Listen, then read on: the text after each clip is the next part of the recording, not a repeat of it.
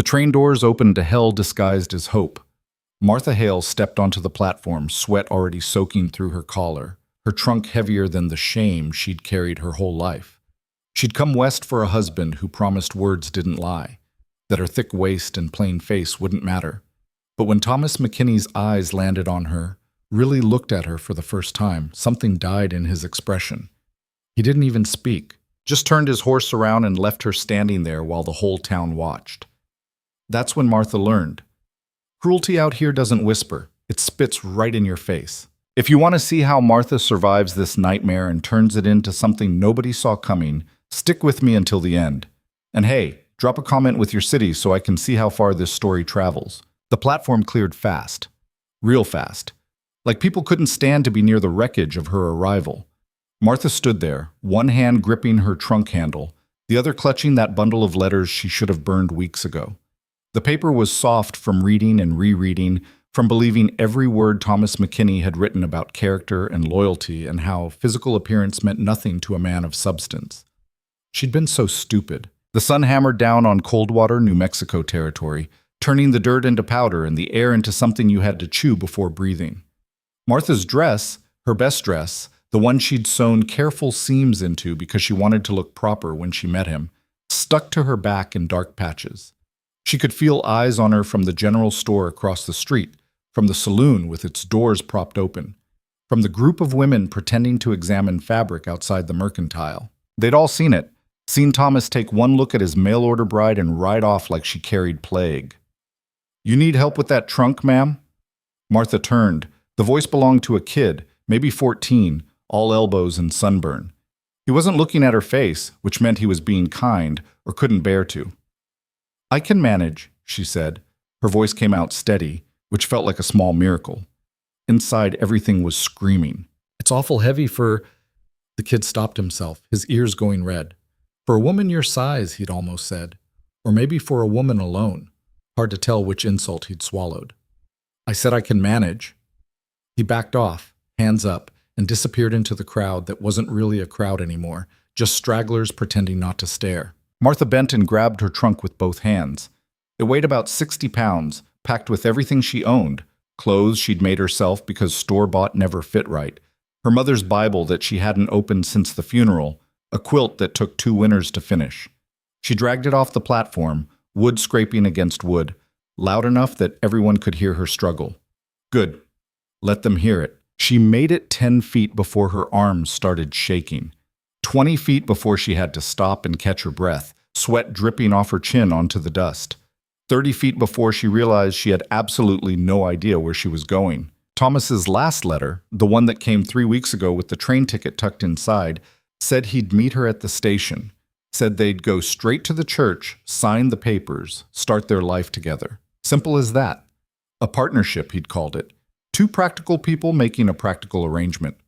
What a load of horse shit. Martha straightened up, wiping her face with her sleeve. The town spread out before her like a taunt. One main street, maybe 30 buildings total, mountains rising up in the distance, all purple and indifferent. Coldwater. Even the name sounded like a slap. She needed to think, needed to figure out her next move before the heat or the humiliation killed her. The train wouldn't head back east until tomorrow morning, but she'd spent her last dollars on this trunk shipment and a decent pair of boots. She had maybe $3 left. Enough for 1 meal and 1 night at a boarding house, if they'd even take her money after what just happened. That's her, the one he left. The voice came from her right. 2 women standing under the mercantile awning, not even trying to be quiet about it. Can you blame him? I mean, look at her. Shh, Della, she'll hear you. So what if she does? Maybe someone should tell her the truth before she makes a bigger fool of herself. Martha's hands curled into fists. She wanted to march over there and ask them what truth they were talking about. The truth that she was fat? She knew that. Had known it since she was 12 and her aunt started making comments about seconds at dinner. The truth that she was plain? Her mirror told her that every morning. The truth that no decent man would want her? Well, Thomas McKinney had just made that pretty fucking clear. But she didn't march over, didn't say a word. Because what was the point? These women didn't know her and didn't want to. They just wanted something to talk about over their sewing circles, Some story about the sad fat woman from back east who thought she could buy a husband with desperation and train fare. Martha grabbed her trunk again and dragged. The boarding house sat at the end of the main street, a two-story building with a sign that read, Mrs. Chen's Rooms. Clean beds, fair prices. Martha had passed 3 other establishments on her way. The Grand Hotel, which looked about as grand as a shed, a saloon with rooms upstairs, absolutely not, and a place with no sign at all, even worse. She hauled her trunk up the porch steps one at a time, her shoulders burning, her breath coming in gasps. When she finally pushed through the front door, a little bell chimed overhead, cheerful and completely out of place. The woman behind the desk looked up from her ledger. She was maybe 50, Chinese, with gray threading through her black hair and eyes that took in Martha's condition. The sweat, the disheveled dress, the desperate way she was trying to catch her breath in about 2 seconds. "You need a room," the woman said. Not a question. "Yes, ma'am, just for tonight." $1.50. That includes breakfast. Martha dug into her pocket and counted out the coins, her hands still shaking. She had $1.73 left. Enough for 1 more meal, maybe 2 if she was careful. Mrs. Chen took the money and turned the ledger around, offering a pen. Name. Martha hesitated, then wrote Martha Hale in careful letters, taking back her maiden name like it was a lifeboat. McKinney could rot. Room 4, top of the stairs. Mrs. Chen handed her a key. "You came in on the afternoon train." It wasn't a question, but Martha answered anyway. "Yes, ma'am." "I saw what happened at the station." Heat flooded Martha's face. Of course she'd seen. Probably everyone in this miserable town had seen. "I don't need—" "My husband left me like that once," Mrs. Chen said, her voice flat. "Long time ago, in San Francisco. He went to buy supplies and just never came back. Left me with 2 babies and rent due." She closed the ledger with a soft thump. "Men are cowards. Doesn't matter what they look like or where they're from. When things get hard, they run." Martha didn't know what to say to that. The anger she'd been holding on to started to crack a little, and underneath was something worse, a grief so heavy it threatened to drag her straight through the floor. "Breakfast is at 7, Mrs. Chen said, softer now. "Bathhouse is out back if you need it. Cost extra." "Thank you." Martha climbed the stairs, her trunk banging against each step, loud enough to wake the dead. Room 4 was small. Just a bed, a washstand, and a chair.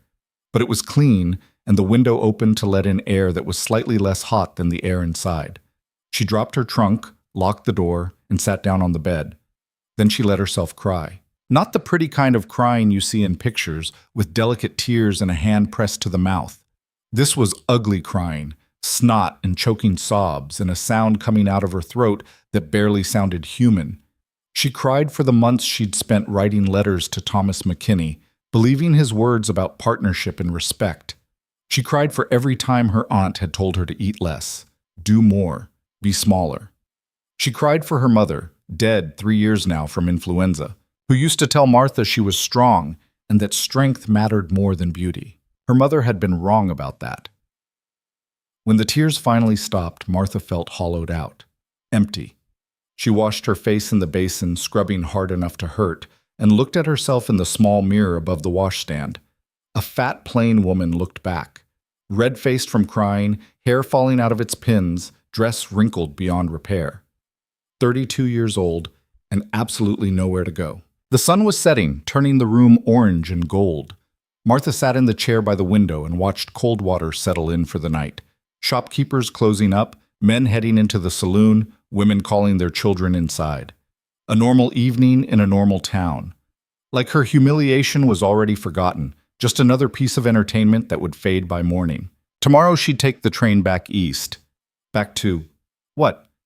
Her aunt's house, where she'd worn out her welcome years ago? The factory where she'd sewn shirts for 12 hours a day until her eyes blurred? She had no money, no prospects, no family who wanted her. Thomas McKinney might have left her stranded, but the truth was, she'd been stranded long before she got on that train. A knock at the door made her jump. "Miss Hale?" Mrs. Chen's voice. "You didn't come down for dinner. I brought you something." Martha opened the door. Mrs. Chen stood there with a tray, bread, cheese, some kind of stew that smelled like heaven. "I didn't order—" "I know. But you look like you need it more than you need pride right now. Mrs. Chen held out the tray. Take it, no charge. Martha's throat went tight again. Why are you being kind to me? Because someone was kind to me once, when I needed it. Mrs. Chen pressed the tray into Martha's hands. And because that man who left you is a fool, you came all this way. That takes courage. She turned and headed back downstairs before Martha could argue. Martha ate slowly, sitting by the window, watching the stars come out one by one over the mountains. The stew was good, beef and potatoes and something else she couldn't name. It filled the hollow space in her chest a little, enough that she could think again. She couldn't go back east, that much was clear. Going back meant admitting defeat, and Martha Hale might be a lot of things, but she wasn't ready to wave the white flag just yet. So what were her options? She could look for work here in Coldwater, but doing what? The town was barely big enough to support itself, let alone a stranger with no skills except sewing and a stubborn refusal to die. She could try another town, but that required money she didn't have. She could write to Thomas McKinney and demand he honor their agreement, but the thought of begging that coward for anything made her want to throw the stew bowl through the window. No, she was done begging. The answer came to her around midnight, when she'd given up on sleep and was just lying there staring at the ceiling. She'd find work. Any work. She'd earn enough money to survive, and then she'd figure out the rest. Simple as that. It wouldn't be easy. Nothing in her life had ever been easy, but she'd managed before, and she'd manage again. Martha had always been good at managing. Morning came too early and too hot.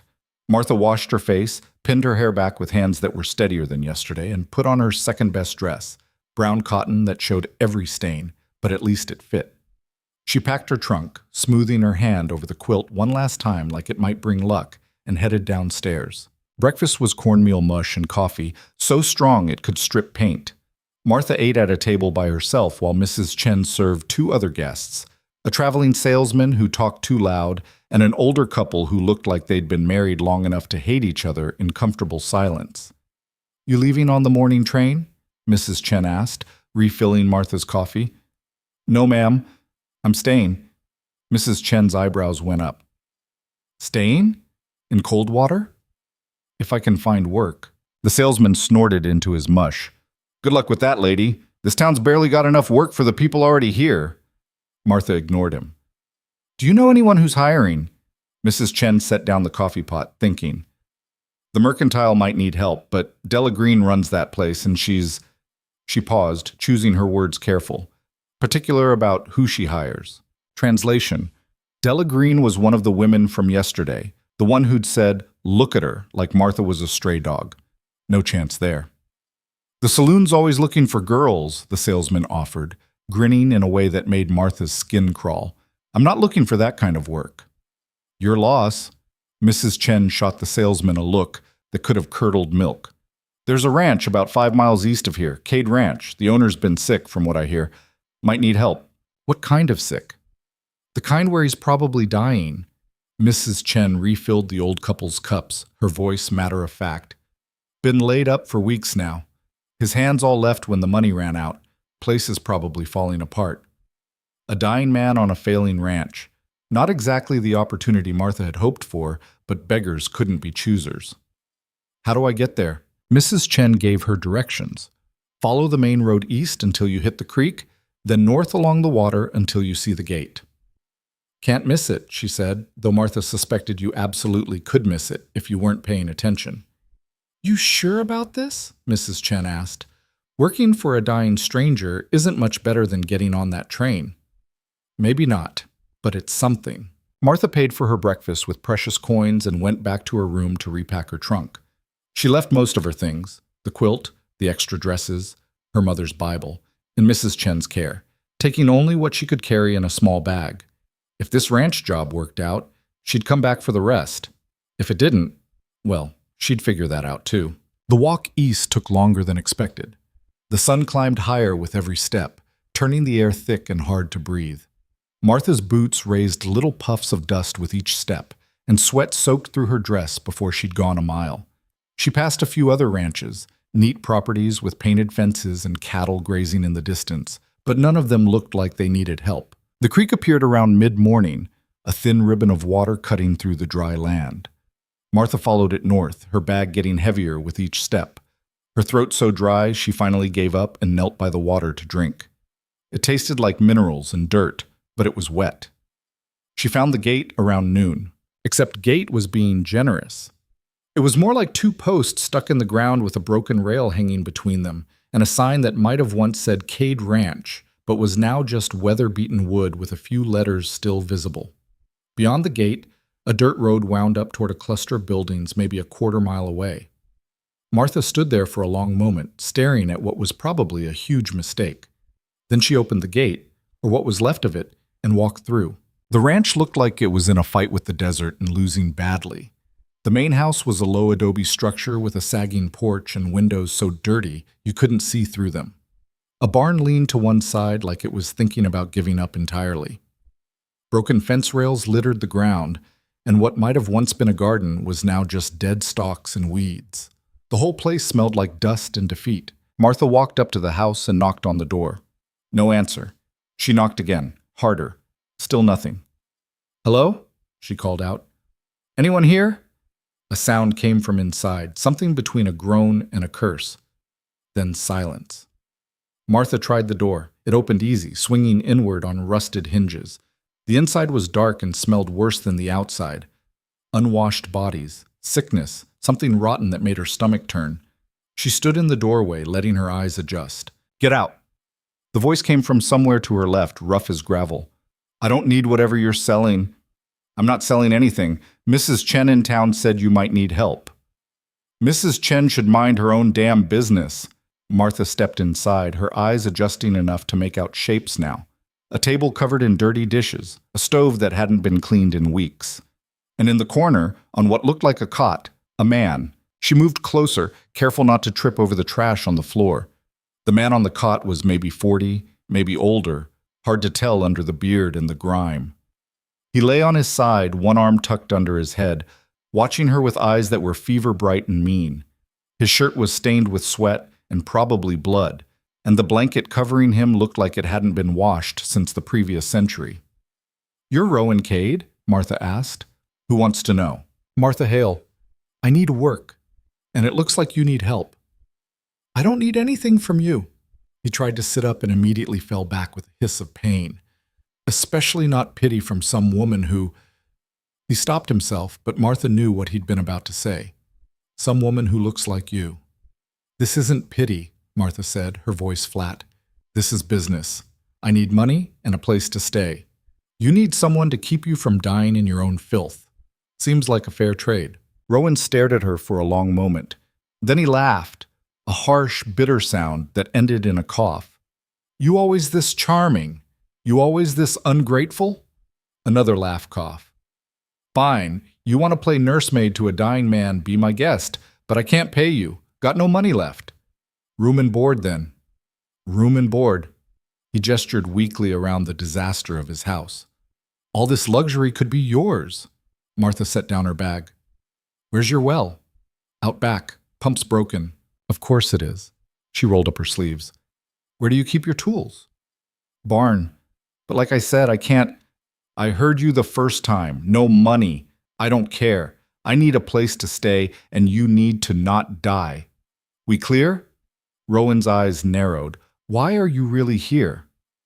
"Because I don't have anywhere else to go," Martha said, the truth bitter on her tongue. "And because this seems slightly better than starving in the street.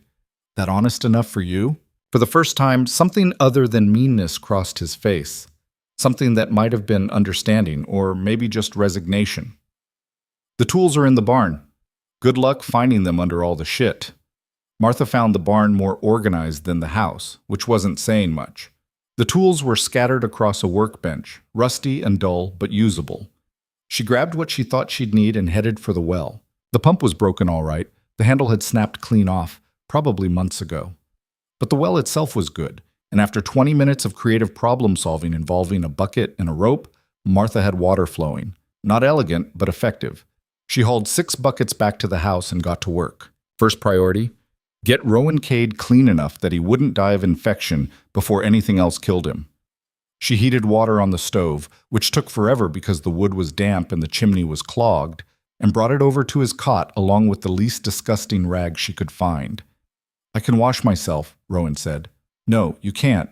Your arm's infected and you can barely sit up. Stop being proud and let me help. I'm not being proud. I'm being difficult. Yes, I noticed. Martha wrung out the rag. Shirt off. Jesus Christ, woman. I've seen men before. You're not that special. Shirt off. Rowan glared at her but didn't have the strength to argue. He fumbled with the buttons until Martha batted his hands away and did it herself, peeling the shirt back to reveal a chest covered in bruises and a left arm that was swollen twice its normal size, angry red streaks running up toward his shoulder. Martha's stomach dropped. What happened? Horse fell on me. 3 weeks ago. Did you see a doctor? Can't afford one. So you just decided to lie here and rot? Seemed easier than fighting. Martha stared at him. At this man who'd given up so completely he couldn't even be bothered to save his own life. And something in her chest, something that had been cracked and bleeding since Thomas McKinney rode away, suddenly hardened into something sharp and useful. Well, that's not happening on my watch, she said. You want to die, you'll have to do it on your own time. Right now, you're stuck with me. She spent the rest of the day cleaning. Not just Rowan, though she washed him as best she could with cold water and stubborn determination, but the whole house. She scraped dishes, swept floors, opened windows to let out the stink. She found food in the pantry that was still edible, beans, flour, some dried meat that might have been beef, and made a soup that was more water than substance, but at least it was hot. Rowan watched her work with something between suspicion and wonder. Why are you doing this? He asked as she fed him soup, one spoonful at a time. I told you, I need a place to stay. There's easier places than this. Maybe. But I'm here now. Martha wiped his chin where soup had dribbled. Besides, I'm stubborn. Once I start something, I finish it. Even if that something is a lost cause? Especially then. Night fell and Martha was still working. She'd found clean sheets in a trunk, stiff from disuse, but better than what Rowan had been sleeping on, and wrestled him onto a chair long enough to change the bedding. He'd protested the whole time, weak as a kitten but mean as a snake, until she'd finally told him to shut up or she'd leave him on the floor. He'd shut up. By the time she got him settled again, his arm rebandaged with torn strips of clean cloth, the fever had broken enough that he looked almost human. Exhausted and in pain, but human. You got a family? He asked as Martha banked the fire in the stove. No. No one at all? No one who matters. Rowan was quiet for a moment, then, that makes 2 of us. Martha looked at him, the stranger who was dying in slow motion, who'd built walls so high around himself he couldn't see over them anymore. She recognized something in him, the same thing she saw in the mirror every morning. Get some sleep, she said. Tomorrow we fix the fence. I can't. I know, you can't pay me. You keep saying that like I might forget. Martha pulled a blanket around herself and settled into the chair by the stove. Sleep, Rowan. I'll still be here in the morning. She wasn't sure why she'd said that. Wasn't sure why it mattered. But something about the way his shoulders relaxed, just a fraction, told her it was the right thing to say. Outside, coyotes howled in the distance. The wind picked up, rattling the windows. And Martha Hale, fat, plain, unwanted Martha Hale, closed her eyes and slept in a stranger's house, 5 miles from a town that had already forgotten her, in a territory that didn't care if she lived or died. But she was still here, and that had to count for something. Dawn came with the smell of coffee boiling over. Martha jerked awake in the chair, her neck screaming from the angle she'd slept at, and stumbled to the stove where the pot was hissing and spitting onto the hot metal. She grabbed a rag and yanked it off, burning her thumb in the process. Damn it, she muttered, sticking her thumb in her mouth. Good morning to you too, Rowan said from the cot. His voice was stronger than yesterday, which was either a good sign or meant the fever was spiking again. Martha turned to look at him. He was awake, propped up on one elbow, watching her with an expression that might have been amusement if it wasn't buried under so much exhaustion. You sleep at all? She asked. Some. You snore. I do not. Like a freight train. Martha felt her face heat up. Well, you smell like a dead animal, so I guess we're even. That got an actual smile out of him, small and crooked but real. Fair point. She poured what was left of the coffee into a tin cup and brought it over. Rowan took it with his good hand, the one that wasn't attached to the infected arm, and drank slow, like it hurt to swallow. How's the arm? Martha asked. Still attached. That's something. Let me see it. He set down the cup and let her unwrap the bandage. The swelling hadn't gone down, but the angry red streaks had stopped spreading, which Martha decided to take as a victory. She had no idea what she was doing, had never nursed anyone sicker than a head cold, but standing still and watching him die wasn't an option her brain would accept. "It needs real medicine," she said, rewrapping the arm with the same strips of cloth because she didn't have anything better. "A doctor." "I told you, I can't afford—" "I know, no money. You've mentioned that about 100 times. Martha stood up, brushing dust off her skirt. "But there's got to be something in town. A clinic maybe, or someone who knows about infections. There's Doc Brennan, but he won't come out here for free. And I'm not taking charity." "It's not charity if you work it off later." Rowan laughed, bitter and sharp. "Work it off with what? This place is falling apart. The cattle are gone, the hands quit, and I can barely stand up without passing out. What exactly am I supposed to offer in exchange?" Martha looked around the disaster of the house. The broken furniture, the grime coating every surface, the sense that everything here was held together with spit and stubbornness. He was right. The place was a wreck. But wrecks could be fixed, couldn't they? People rebuilt things all the time. Houses, lives, whatever needed rebuilding. "You've got land," she said. "That's worth something. Land I can't work is worth exactly nothing. So we make it worth something." Rowan stared at her. "We?" The word hung in the air between them. Martha hadn't meant to say it, hadn't planned on tying herself to the sinking ship any more than necessary. But there it was, out in the open now, and taking it back felt like admitting defeat. "I'm already here," she said, her voice coming out rougher than she intended. "Might as well make myself useful." For a long moment, Rowan didn't say anything, just looked at her with those fever-bright eyes, like he was trying to figure out if she was crazy or stupid or both. Finally, he nodded, slow and careful. "All right, we'll try it your way. But when this all goes to hell, don't say I didn't warn you." Martha grabbed the empty coffee pot. When have I ever listened to warnings? She spent the morning hauling water and scrubbing everything that would hold still long enough to be scrubbed. The floor, the windows, the stove, the table. Every surface in the house had a layer of neglect on it thick enough to scrape off with a knife. Her hand started bleeding around mid-morning from the lye soap and rough work, but she kept going because stopping meant thinking, and thinking meant remembering Thomas McKinney's face when he'd looked at her and found her wanting. Better to work until her brain went numb. Around noon, she made cornmeal mush from the supplies in the pantry and fed Rowan another bowl of soup that was slightly less watery than yesterday's. He ate without complaining, which she took as progress. "You know anything about ranching?" he asked, scraping the bottom of the bowl. "Not a thing." "Figures." He handed back the bowl. "What about carpentry, fence mending, animal husbandry?" "I can sew, and I'm good at lifting heavy things."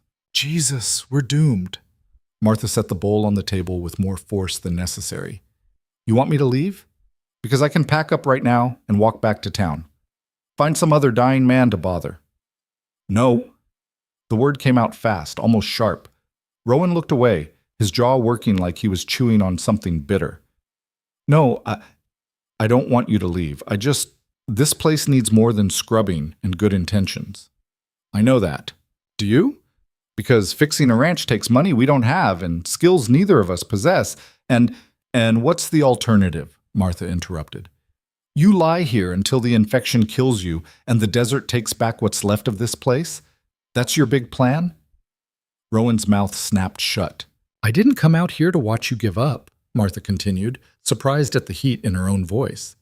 "I came out here because I needed something to do that wasn't getting on a train back to a life I hated. So either we try to fix this mess together, or I'm wasting my time and yours." They stared at each other. The silence stretched out, broken only by the wind rattling the windows and the distant cry of a hawk circling somewhere over the dry hills. Then Rowan's shoulders dropped, just a little. "You're meaner than you look." "I get that a lot." "Fine. We'll try." He shifted on the cot, wincing. "But we start small. The well first, then the fence. Anything more complicated than that, and we're in over our heads." "The well's already working, sort of." His eyebrows went up. "You fixed it?" "Rigged up a bucket system. It's not pretty, but it gets water from the ground to the house." For the first time since she'd arrived, Rowan looked at her with something other than suspicion or defeat. Something closer to respect, maybe, buried under all that exhaustion. "All right then," he said. "Let's see what else you can do." The fence took 3 days to even make a dent in. 3 days of Martha hauling rails from the collapsed sections, digging post holes in ground that was more rock than dirt, and hammering nails until her hands were covered in blisters on top of blisters. Rowan tried to help on the second day, dragging himself out of the house with a hammer and determination that lasted about 10 minutes before the fever spiked again, and Martha had to practically carry him back inside. "You're useless," she said, lowering him onto the cot. "I'm aware. Stay put, I can handle the fence. It's a 2-person job." "Well, right now it's a 1-person job with occasional breaks to make sure you're still breathing." She grabbed the water bucket. "Drink this, all of it." He drank, too tired to argue. By the 4th day, Martha had mended enough fence to at least mark where the property line was supposed to be. It wasn't good work. The rails were crooked and the posts leaned at angles that would have made a real carpenter weep. But it was work, and it was done, and that counted for something. She came back to the house covered in dust and sweat, her arms shaking from exhaustion, to find Rowan sitting at the table. Actually sitting, not lying down. His color was better too, less gray and more human. "You're up," she said. "Don't sound so shocked." "I am shocked. Yesterday you couldn't stand without help." "Yesterday I had a fever of about 104, today it's only 102. He gestured to the stove where a pot was simmering. "Made beans." Martha walked over and lifted the lid. "Beans, all right. A little burnt on the bottom, but edible." "You cooked." "Don't get excited, it's just beans." "It's more than I expected from someone who was half dead this morning." Rowan almost smiled. Almost. "The arm's getting better. Still hurts like hell, but the swelling's going down." Martha checked it after they ate. He was right. The swelling had decreased enough that she could see the shape of his elbow again, and the red streaks had faded to pink. Whatever infection had been eating him alive was losing the fight, at least for now. "We got lucky," she said, rewrapping the bandage with strips she'd washed and dried in the sun. "Luck had nothing to do with it. You kept me alive." The words sat heavy between them. Martha didn't know how to respond, so she just tied off the bandage and stepped back. "Don't make it into something it's not," she said finally. "You needed help. I was here. Still. Thank you." She nodded and busied herself with cleaning up the dinner dishes, uncomfortable with the gratitude in his voice. People didn't thank her, didn't notice her unless they needed someone to do the work no one else wanted. Being seen, really seen, felt like standing too close to a fire. The days started to blur together after that. Rowan got stronger, slow but steady, until he could walk outside without needing to lean on Martha or the doorframe. The ranch started to look less like a graveyard and more like a place where someone actually lived. Not thriving, not by a long shot, but surviving, which was more than either of them had managed alone. 2 weeks in, Martha made her first trip back to Coldwater for supplies. She'd been putting it off, finding excuses to stay at the ranch where the only person who could judge her was Rowan, and he was too busy trying not to die to care what she looked like. But they were down to the last of the flour, and the beans were running low, and Rowan's arm needed proper bandages instead of torn sheets. "You sure you want to do this?" Rowan asked as she got ready to leave. They were standing in the yard, early morning sun already heating up the day. "Town wasn't exactly friendly last time." "Town's never friendly. I'll manage." "Take the horse. It's a long walk." Martha looked at the horse, a dusty mare that had seen better decades, and shook her head. "I don't know how to ride." "It's not hard. I'll teach you. Maybe next time. Walking's fine." Rowan opened his mouth like he wanted to argue, then closed it again. "Suit yourself. Be careful." The walk took 2 hours, and by the time Martha reached Coldwater, her dress was soaked through with sweat and her feet were screaming. The town looked exactly the same as it had 2 weeks ago. Same dusty street, same buildings baking in the sun, same people who'd watched her humiliation and enjoyed it. Martha walked straight to the general store and pushed through the door, the bell overhead announcing her arrival to everyone inside. The conversation stopped. Just stopped, like someone had cut the sound. 3 women stood by the fabric counter, Della Green and 2 others Martha didn't know, and they all turned to stare. "Can I help you?" Della asked, her voice dripping with false politeness. "I need supplies. Flour, beans, bandages, lye soap." Martha kept her voice level, refusing to show anything that could be used against her. That'll be expensive. I have money. She didn't, really. Rowan had given her $3 from a coffee can he kept under his bed, savings from before the world went to hell. But Della didn't need to know that. The other women whispered to each other, not even trying to be quiet about it.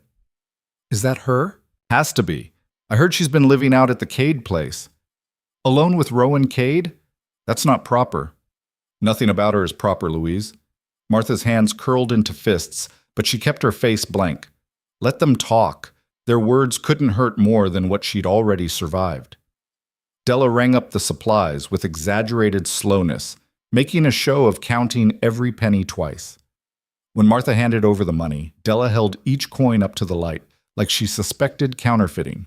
This is only $2.70, Della said. The beans are marked at 40 cents. They're 50 now. Prices went up. Martha knew a lie when she heard one, but arguing wouldn't change anything.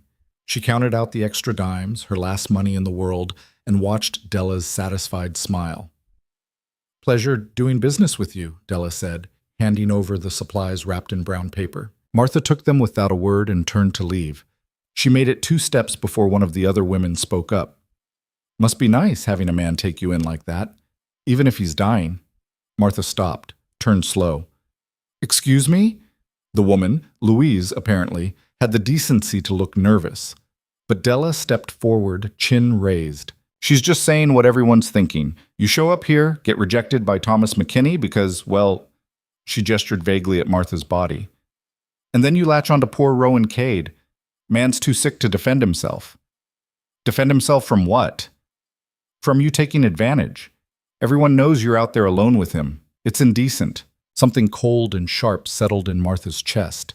She'd heard this kind of talk before back east, when her aunt's friends would gossip over tea about women who didn't know their place.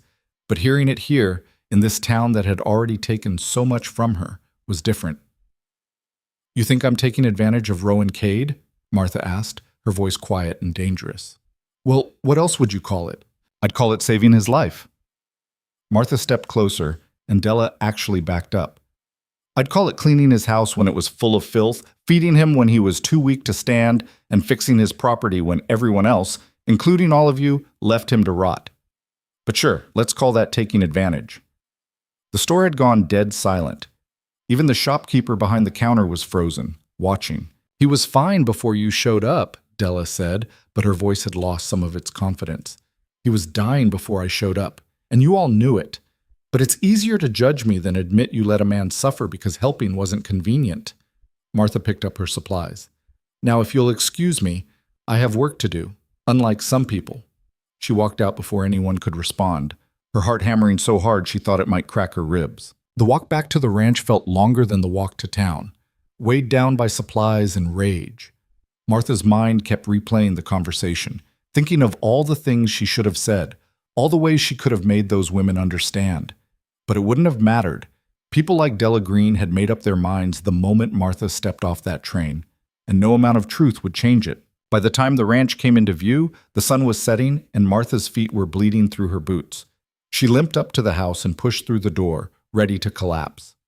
Rowan looked up from the table where he was cleaning the rifle. Actual work, the kind that meant he was getting better. How'd it go? Martha set down the supplies and sank into a chair. About as well as is expected. They give you trouble? Nothing I couldn't handle. Rowan studied her face, reading something there she didn't want to show. What'd they say? Does it matter? It does if it's bothering you. Martha pulled off her boots and examined the blisters that had burst open during the walk. They think I'm taking advantage of you, that I don't know, some kind of predator who latched onto a sick man. That's horseshit.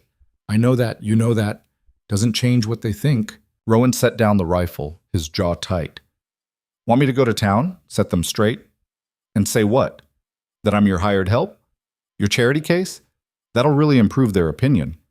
I don't give a damn about their opinion. Maybe you should. You have to live near these people. So do you. Martha looked at him. At this man who'd gone from dying to defending her in the span of 2 weeks, who trusted her enough to sleep while she worked, who thanked her for things most people wouldn't even notice.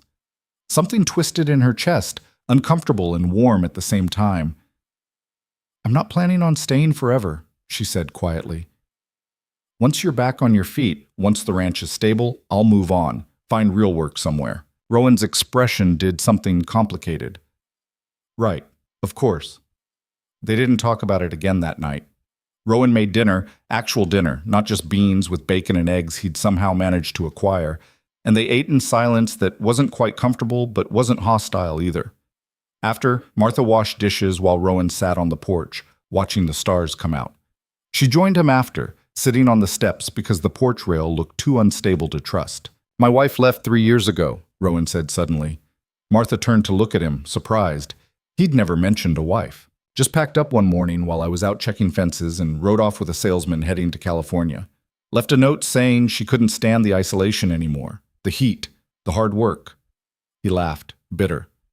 "She married me thinking ranch life would be romantic, sunsets and wild horses. When she figured out it was mostly dirt and disappointment, she decided she'd made a mistake." "I'm sorry." "Don't be. She was right to leave. This place isn't for everyone." He looked over at Martha. "Hell, it's barely for me, and I was born to it." "Why stay then?" "Because it's mine. Because my father built this ranch from nothing, and I'll be damned if I let it die on my watch." He paused. "Or at least, that's what I used to think. Before the accident, before everything fell apart." Martha picked at a splinter in the porch step. "What changed?" "You showed up."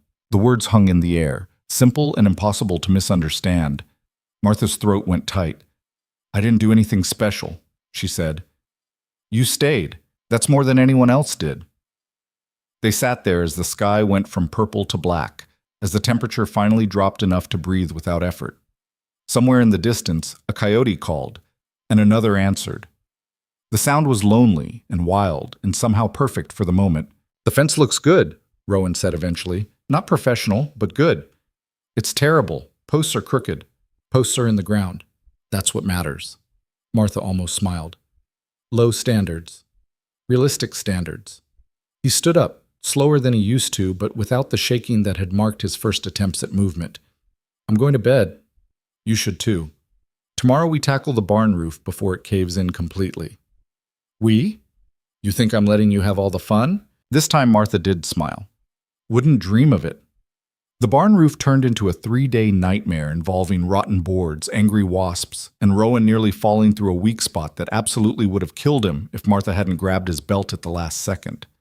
By the time they finished, both of them were covered in wasp stings and splinters, but the roof was solid enough to last another few years. "We make a terrible team," Rowan said, examining a particularly nasty sting on his good arm.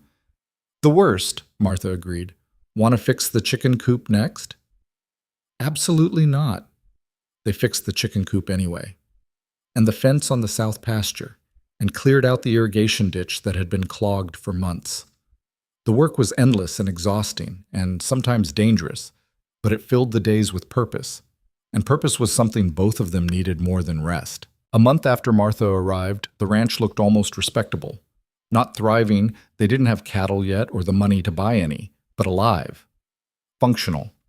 Like a place that might have a future if someone was willing to fight for it. Martha was hauling wood for the stove when she saw the rider coming up the road. She straightened, shading her eyes against the afternoon sun. The horse was too fine to belong to anyone from town, and the rider sat too straight to be casual. Something official then, or worse, something to do with Thomas McKinney. "Rowan," she called. "Someone's coming." He came out of the barn, wiping grease off his hands. Together they watched the rider approach, stopping just outside the yard. The man who dismounted was maybe 50, dressed in clothes that were expensive but practical, with a silver badge pinned to his vest that read County Assessor. "Rowan Cade?" the man asked. "That's me." "Name's Patterson. I'm here about your property taxes. They're 4 months overdue." Martha felt Rowan tense beside her. "I know they're overdue," Rowan said carefully. "I've been sick, haven't had money coming in." Patterson pulled a ledger from his saddlebag and flipped through pages. "Says here you owe $147, plus penalties. That brings it to $173. The number hit like a punch. $173. They had maybe $12 between them, and that was counting the coins Martha had found wedged between the floorboards. "I can pay it," Rowan said. Just need more time. I've heard that before. Patterson closed the ledger. County's not interested in extensions anymore. You've got 30 days to pay in full, or the property goes to auction. 30 days? That's not enough time to... 30 days, Mr. Cade. That's the law. Patterson climbed back on his horse. I'll be back on the 15th of next month. Have the money ready, or start packing.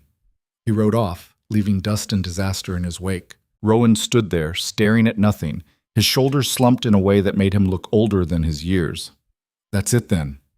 It's over. It's not over. Martha, we can't raise $173 in a month. We don't have cattle to sell, the land's too rough for farming, and I can't work a regular job with this arm still healing. So we figure something else out. There is nothing else. He turned to look at her, and the defeat in his eyes was worse than anything she'd seen during his fever. I appreciate what you've done, really, but some things can't be fixed with hard work and stubbornness. Martha wanted to argue, wanted to tell him they'd find a way, that giving up wasn't an option. But the truth was, she didn't know how they'd raise that kind of money either, and pretending otherwise would just be cruel. That night, Martha lay awake in the small room off the kitchen that had become hers, staring at the ceiling and trying to think, trying to find an answer that didn't exist. Outside, she could hear Rowan pacing, his boots creaking on the floorboards, restless and desperate. They'd worked so hard, fixed so much. And for what? To lose it all anyway, to taxes and bad luck and timing that couldn't have been worse if someone had planned it. Somewhere around midnight, Martha made a decision. She got up, pulled on her boots, and walked out to where Rowan was sitting on the porch steps, his head in his hands. I'm going back to town tomorrow, she said. He looked up. Why? To find work, real work that pays. Martha, don't argue with me. You need money, and I need to feel useful. If we both take jobs in town, even temporary ones, maybe we can scrape together enough to at least make a dent in what you owe. The town hates you. The town hates everyone. That doesn't mean they won't take my labor if it's cheap enough. Rowan stood up, and in the moonlight his face looked carved from stone. You don't have to do this. Yes, I do, because if this ranch goes under, where does that leave either of us? She met his eyes. We're in this together now, whether we planned it that way or not. For a long moment, he just looked at her. Then he nodded, once, sharp and final. All right, we try. But if it doesn't work, it'll work, Martha said with more confidence than she felt. It has to. Morning came too fast and too bright. Martha dressed in her least worn dress, the gray one that made her look like a storm cloud, but at least didn't have visible stains, and braided her hair tight enough to hurt. Rowan was already up, feeding the mare they'd named Duchess for reasons neither of them could explain. You don't have to do this on foot, he said, not looking at her. Take Duchess. I told you I don't know how to ride. And I told you I'd teach you. He finally turned, and something in his face was different, harder. Get on the horse, Martha. She wanted to argue, but the set of his jaw told her it would be pointless. So she let him help her up onto Duchess's back, gripping the saddle horn so hard her knuckles went white, while Rowan explained the basics. Heels down, sit deep, don't yank on the reins unless she wanted to get thrown. This is a terrible idea, Martha said as Duchess shifted beneath her. Most of our ideas are terrible. This one at least gets you to town faster. He handed her the reins. She's gentle. Just let her do most of the work. The ride into Coldwater was less disaster than Martha expected, though she slid sideways twice and nearly fell off once when Duchess decided to investigate something in the brush. By the time the town came into view, Martha's thighs were screaming and her back felt like someone had beaten it with a stick, but she was still on the horse, which counted as victory. She tied Duchess outside Mrs. Chen's boarding house and pushed through the door. The little bell chimed overhead, cheerful as ever. Mrs. Chen looked up from her ledger, eyebrows rising. You're back. I need work, any work. Do you know who's hiring? Mrs. Chen set down her pen, studying Martha's face. Whatever she saw there made her mouth tighten. How desperate are you? Desperate enough to ask? The laundry needs help. Mary Jacobson runs it. Tough old bird, but fair. She pays 20 cents a day for 10 hours. 20 cents? Martha did the math in her head. Even working every single day for a month, she'd only make $6. Barely enough to dent what Rowan owed. But it was something. Where do I find her? End of town, past the livery. You'll smell it before you see it. Mrs. Chen wasn't wrong. The laundry announced itself with the sharp bite of lye soap and steam thick enough to choke on. Martha found it in a low building with windows propped open and clothes hanging on lines that stretched across the entire yard. Inside, 3 women worked over massive tubs of boiling water, their faces red and shining with sweat. You Mary Jacobson? Martha asked the oldest one, a woman built like a barrel with arms that could probably break fence posts. Who's asking? Martha Hale. I need work. Mary looked her up and down, taking in the decent dress and soft hands. You ever done laundry before? Real laundry, not just your own delicates? No, ma'am, but I'm strong and I learn fast. Strong, Mary snorted. We'll see about that. Grab that paddle and start stirring the second tub. Don't stop until I say. The paddle was solid oak, heavy as sin, and the tub was full of sheets that had to be stirred constant to keep them from scorching on the bottom. Martha's arms started aching after 5 minutes. After 10, they were shaking. After 20, she wasn't sure she could feel them anymore. You can stop, Mary said. Martha kept stirring. I said stop. I heard you. Martha gritted her teeth and kept the paddle moving. I'm fine. Something that might have been approval crossed Mary's face. All right then, you're hired. 20 cents a day, 6 days a week. Sundays off. You show up late or slack off, you're done. Clear? Clear. Good. Now wring out those sheets and hang them before they mildew. Martha worked until her hands were raw and her back was one long scream of pain. The other women, Mary's daughters, apparently, didn't talk much except to bark orders or complain about customers who expected miracles from shirts that were more whole than fabric. But they didn't ask about Thomas McKinney or make comments about her body, which made them better company than half the town. When the sun finally started to sink, Mary counted out 20 cents into Martha's palm. Same time tomorrow? Yes, ma'am. You did all right today, for a beginner. Mary turned back to her tubs. Most girls quit after an hour. Martha pocketed the coins and walked out into air that felt cool and clean compared to the steam-soaked heat of the laundry. Her whole body hurt in ways she didn't know were possible, but she had 20 cents and a job that would give her more. It wasn't enough, but it was a start. Duchess was waiting where Martha had tied her, looking bored. Martha hauled herself into the saddle with a groan and pointed the mare toward home, letting her find her own way while Martha focused on not falling off. The ranch appeared as the last light was fading. Rowan stood in the yard, and the relief on his face when he saw her was so naked it hurt to look at. You're back, he said, helping her down. Martha's legs nearly buckled when they hit the ground. Did you think I wouldn't be? I don't know what I thought. He steadied her with a hand on her elbow. How'd it go? I got hired at the laundry, 20 cents a day. She watched him do the same math she'd done earlier, watched his face fall when he reached the same conclusion. $6 a month wasn't going to save anything. It's something, Martha said before he could speak. And maybe you can find work too. Between us? I tried. Rowan let go of her elbow and stepped back. Went to every ranch within riding distance. They all said the same thing. They're not hiring, or they want someone who can work full days without breaks, or they already got all the help they need. He laughed, bitter.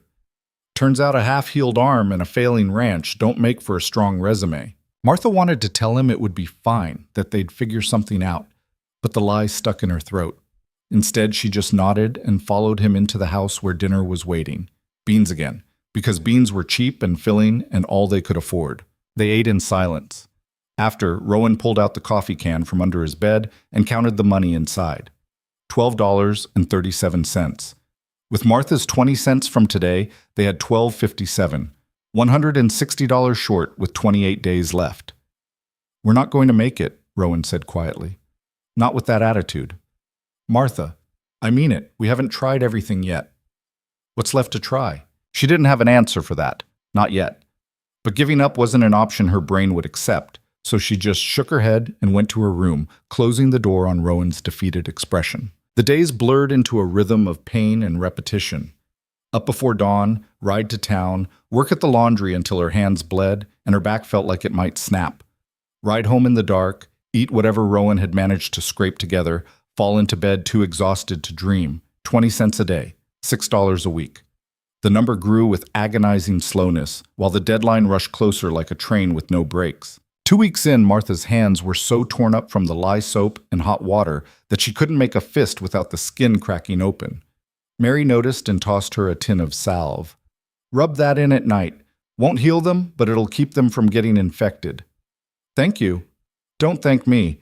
You're no good to me if your hands fall off." That night, sitting at the table while Rowan wrapped her hands in clean cloth, Martha stared at their combined savings.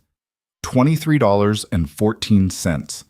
They were halfway through the month with less than a quarter of what they needed. "There's got to be something we're missing," she said. "Something we haven't thought of." "Like what? Robbery?" Rowan tied off the bandage, gentle despite his rough hands. "We've tried everything legal." "Maybe not everything." He looked at her sharp. "What are you thinking?" "The ranch has to be worth something. What if we sold part of it, just enough land to cover the taxes?"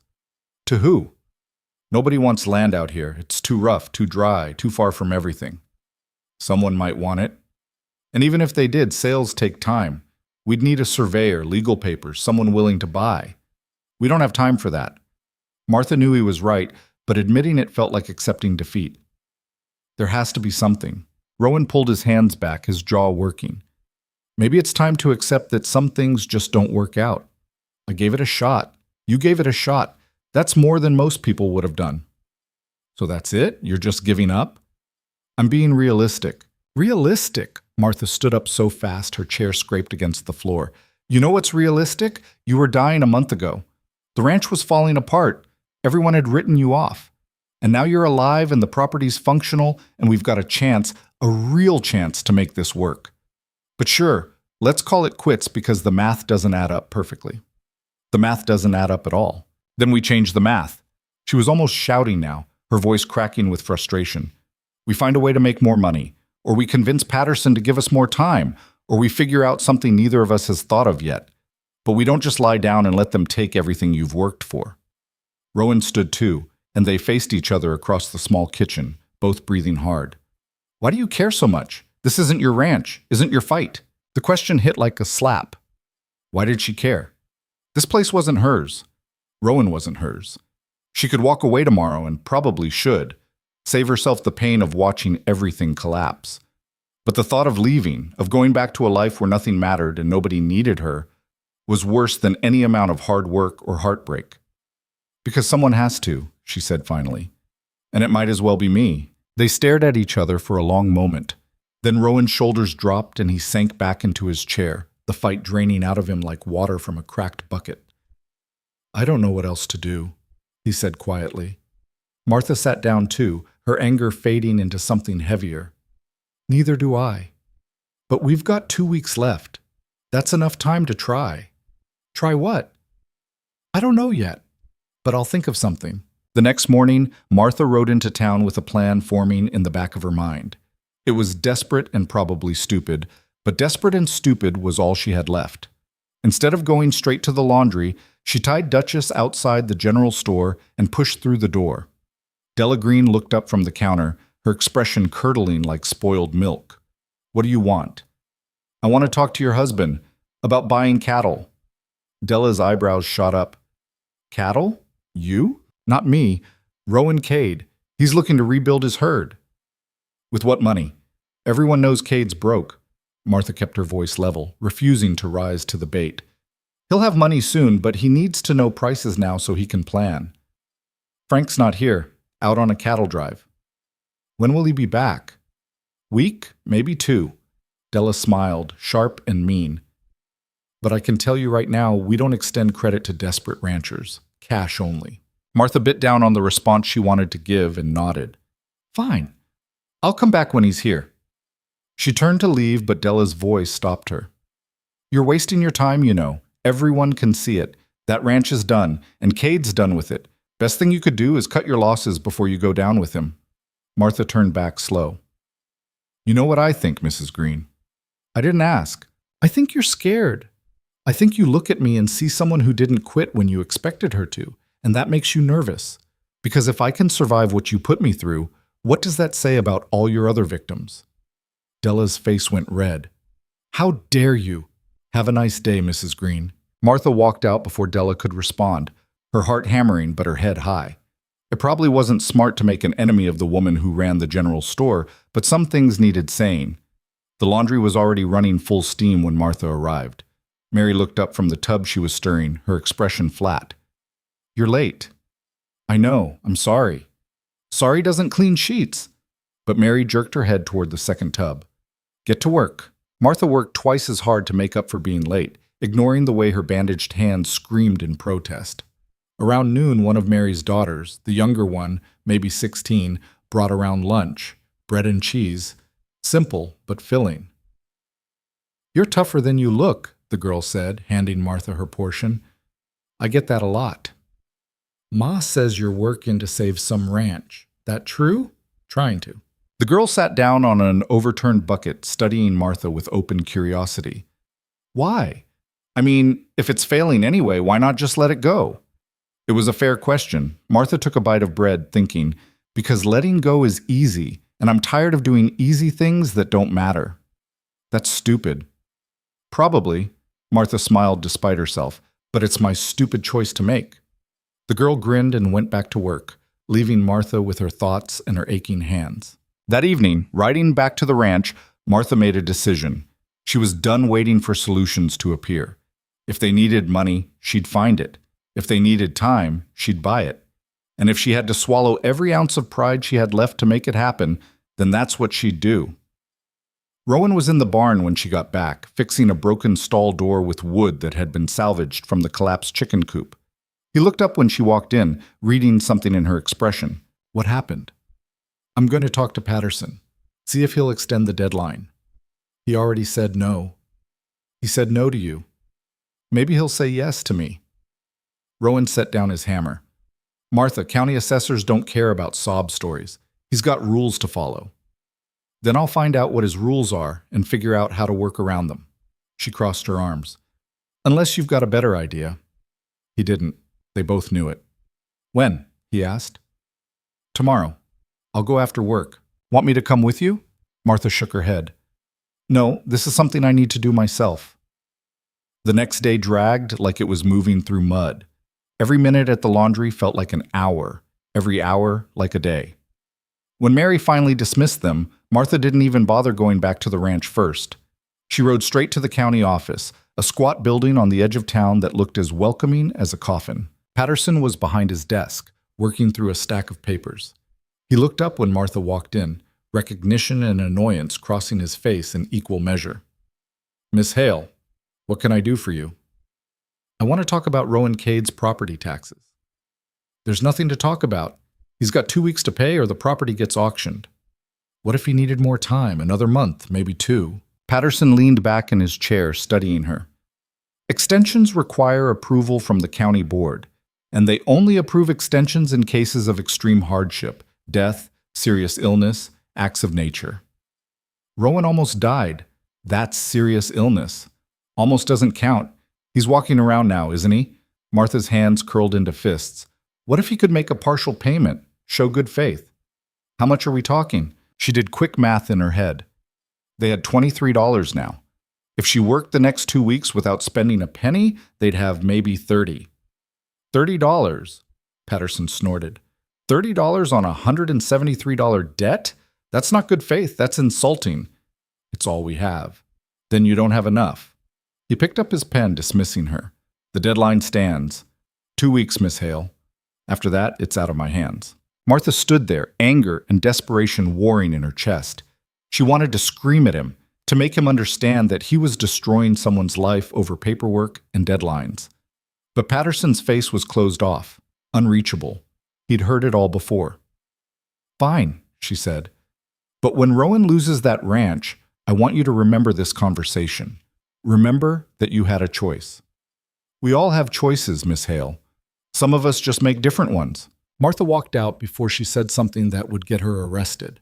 Outside, Coldwater was settling into evening, people closing up shops and heading home to families and lives that made sense.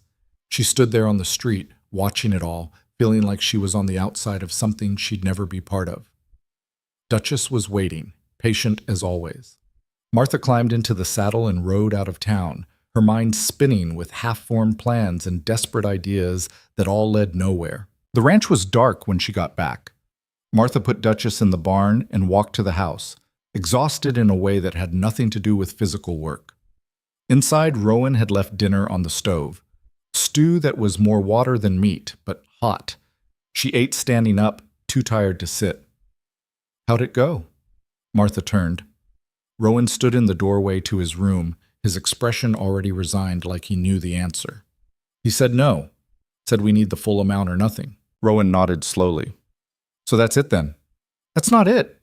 We still have 2 weeks." "To do what, Martha? We've tried everything." "Not everything." She set down her bowl, an idea forming that was so reckless it might actually work. "What if we went to town, both of us? Made people see what you've accomplished, what the ranch could be." "They don't care about the ranch." "Maybe not, but they care about gossip and reputation. If we show up together, if we make them uncomfortable, you want to parade me around town like some kind of charity case? I want to make them see you as a person instead of a failure. There's a difference." Rowan shook his head. "It won't work. These people made up their minds about me years ago. Then we changed their minds." "You can't change people, Martha. You can only make them matter." The defeat in his voice made something crack inside her chest. She'd been fighting so hard, working so desperately, believing that effort alone could save them. But maybe Rowan was right. Maybe some things couldn't be fixed, no matter how much you wanted them to be. "I'm going to keep working," she said quietly. "Keep saving. Even if it's not enough, at least we tried." "Martha, I'm tired, Rowan. Can we not do this tonight?" He looked like he wanted to say more, but nodded instead. "Yeah, get some rest." Martha went to her room and closed the door, leaning against it until she heard Rowan's footsteps retreat. Then she sank down onto the bed and let herself feel the full weight of what was coming. They were going to lose. All of it. The ranch, the work, the fragile thing they'd built together over the past month. It would all be gone in 2 weeks, sold to whoever showed up at the auction with the highest bid. And Martha would be alone again. Unwanted. Unnecessary. The thought should have hurt more than it did, but somewhere in the past month she'd gotten used to the idea that this was temporary, that eventually she'd have to leave. She just hadn't expected it to happen like this, with everything collapsing before they'd even had a real chance. Sleep didn't come that night. Martha lay awake listening to the wind rattle the windows and the house creak and settle around her, memorizing the sounds because soon she wouldn't hear them anymore. The next morning, she dragged herself to work on pure spite. Mary took one look at her face and didn't ask questions, just pointed to the tubs and let Martha lose herself in the mindless rhythm of scrubbing and wringing and hanging. Around mid-afternoon, the door to the laundry opened and Della Green walked in carrying a basket of linens. Her eyes landed on Martha, and something mean crossed her face. "Well, well, if it isn't the ranch savior." Martha ignored her, focusing on the sheet she was wringing out. "I heard Patterson turned you down," Della continued, setting her basket on the counter. "Must be hard, working this hard for nothing." "Is there a point to this, Mrs. Green?" "Just making conversation." Della smiled. "Though I suppose you're used to people talking about you by now. The whole town's been wondering how long it would take before you gave up and left." Something inside Martha snapped. She dropped the sheet back into the tub and turned to face Della, water dripping from her hands onto the floor. "You know what your problem is?" Martha said, her voice low and dangerous.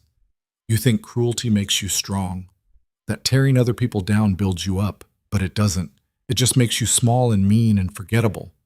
Della's face went white, then red. "How dare you speak to me like that?" "I'm not done." Martha stepped closer.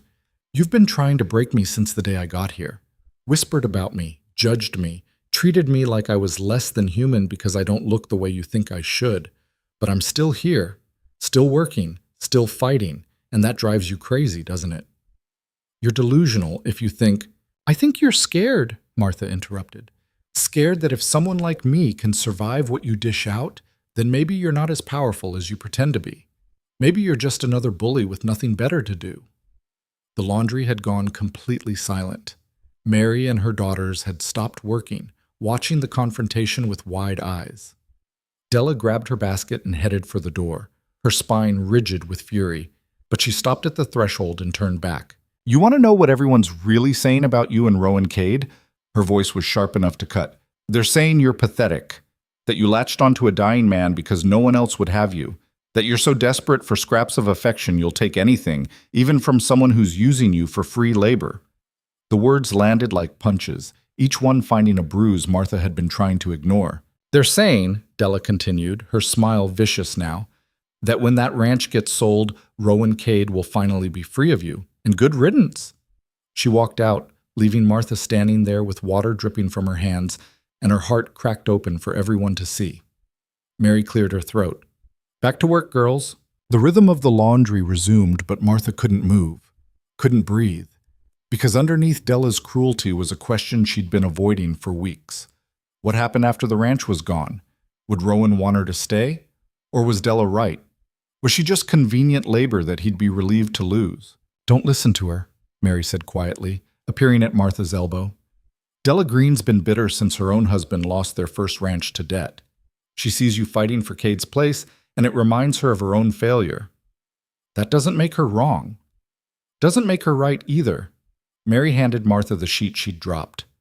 "Finish your shift, then go home and figure out what's true." Martha finished her shift on autopilot, her mind stuck on Della's words. By the time she rode back to the ranch, the sun was setting and her chest felt hollow. Rowan was waiting in the yard, and one look at her face told him something had happened. "What is it?" Martha climbed down from Duchess, her legs shaking. "Tell me the truth. Why did you let me stay that first day?" "What?" "That first day when I showed up and offered to help. Why did you say yes?" She met his eyes, needing to see his face when he answered. "Was it because you actually needed help? Or because I was convenient?" Understanding dawned on Rowan's face. "Someone said something to you. Just answer the question." He was quiet for a long moment, and in that silence, Martha felt her worst fears confirmed. She'd been useful, that's all. A pair of hands when he needed them, easily discarded when he didn't. "You want the truth?" Rowan said finally. "That first day, I didn't care why you stayed. I was too sick and too tired to question it. You could have been an angel or a con artist, and it wouldn't have mattered." He stepped closer. "But after? After I started getting better and saw what you were doing, I let you stay because you gave a damn about the ranch, about the work, about me, and nobody had given a damn about any of it in years." Martha's throat went tight. "What happens when the ranch is gone?" "I don't know. Will you want me to leave? Is that what you think?" His voice was rough with something that might have been hurt. "That I'm just waiting for an excuse to get rid of you? I don't know what to think anymore. Everyone in town says, I don't care what town says. Neither should you." He reached out like he was going to touch her arm, then dropped his hand. "You saved my life, Martha, fixed my home, worked yourself half to death trying to save something that might not be savable. Why would I want you to leave?" "Because I'm not—" She stopped herself, the words too painful to say out loud.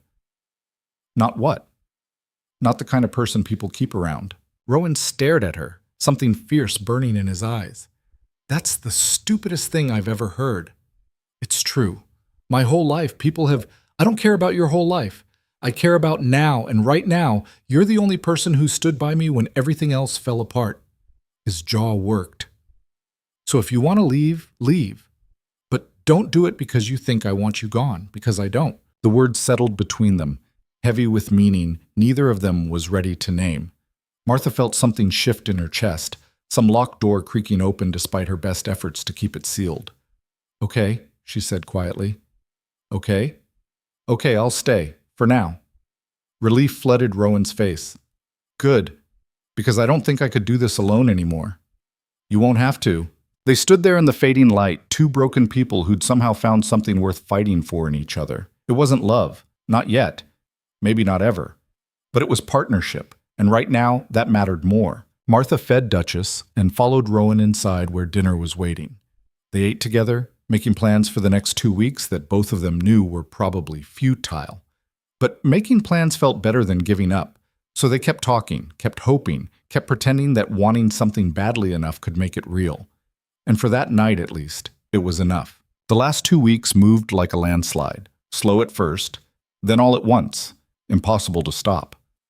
Martha worked every day at the laundry, her hands so damaged that Mary started keeping extra bandages just for her. Rowan took odd jobs where he could find them, fixing a neighbor's fence for $2, helping unload supply wagons for 50 cents, anything that didn't require explaining why he was so desperate. They counted their money every night like a ritual. $31, 34, 38. The numbers grew, but not fast enough, never fast enough. With 3 days left before Patterson's deadline, they had $42.16, less than a quarter of what they needed. "We could run," Rowan said one night, staring at the pathetic pile of coins on the table. "Pack up and head west, start over somewhere else." "With what money? We'd be broke before we hit the next town." "At least we'd still have our pride." Martha looked at him across the table, at this man who'd fought so hard to keep something that was slipping through his fingers anyway. "Pride doesn't keep you warm at night. Neither does a ranch you can't afford." They sat in silence, the weight of defeat pressing down until breathing felt difficult. Tomorrow was Martha's last day at the laundry. Mary had paid her through the end of the week, which meant one more $1.20 to add to their impossible total.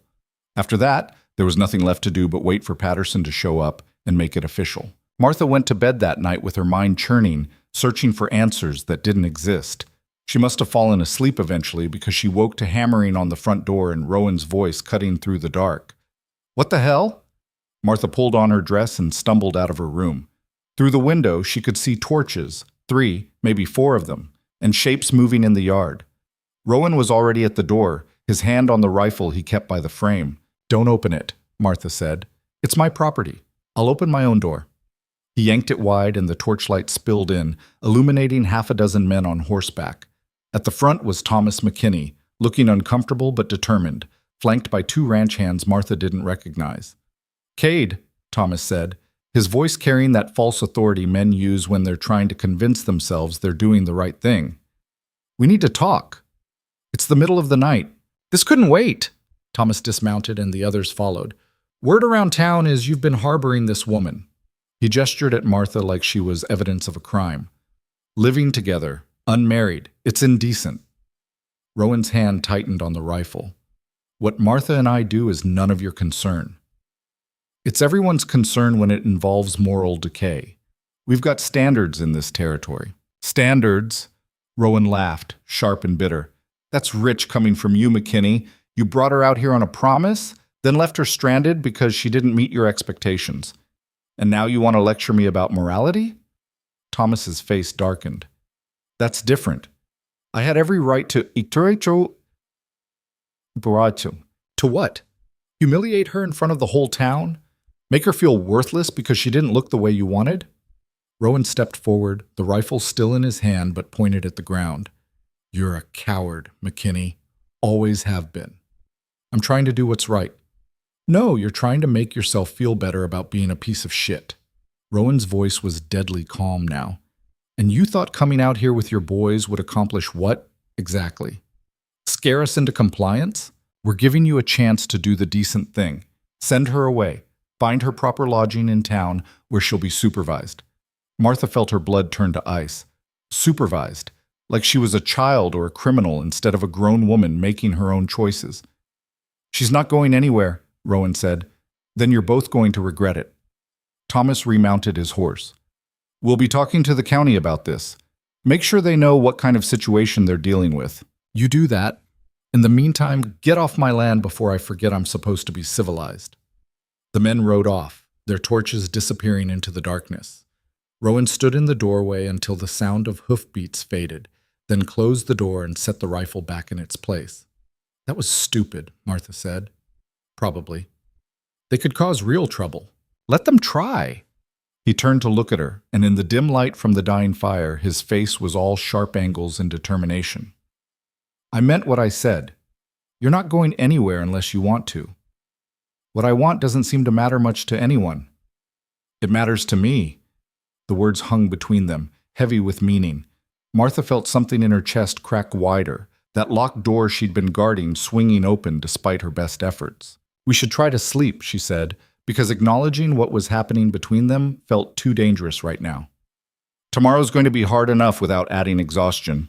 Rowan nodded, but neither of them moved. They just stood there in the dark house, 2 people who'd found each other in the worst possible circumstances and somehow made it mean something. Finally, Rowan cleared his throat. "Thank you. For staying. Where else would I go? It was meant to be flip, dismissive, but it came out raw and honest. Rowan heard it too. She could tell by the way his expression softened. Good night, Martha.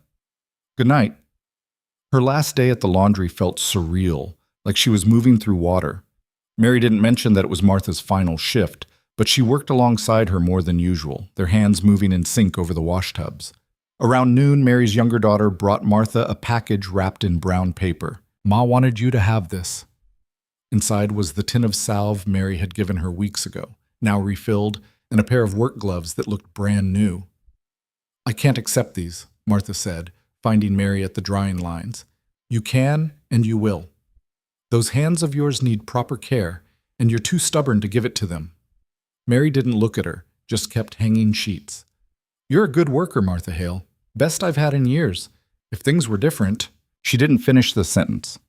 Didn't need to. If things were different, Martha would still have a job here, still have a purpose beyond watching everything fall apart. Thank you, Martha said quietly, for everything. Don't thank me yet. You're not done fighting. I don't know what else to fight with. Mary finally looked at her, and her expression was fierce.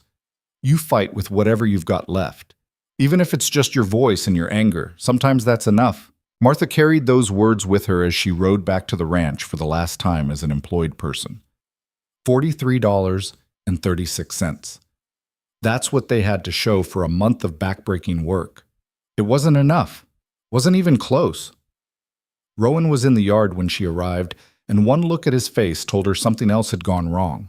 Patterson came by, he said, wanted to give us advance notice. The auction's scheduled for day after tomorrow at noon, right here at the ranch. They're auctioning it on the property?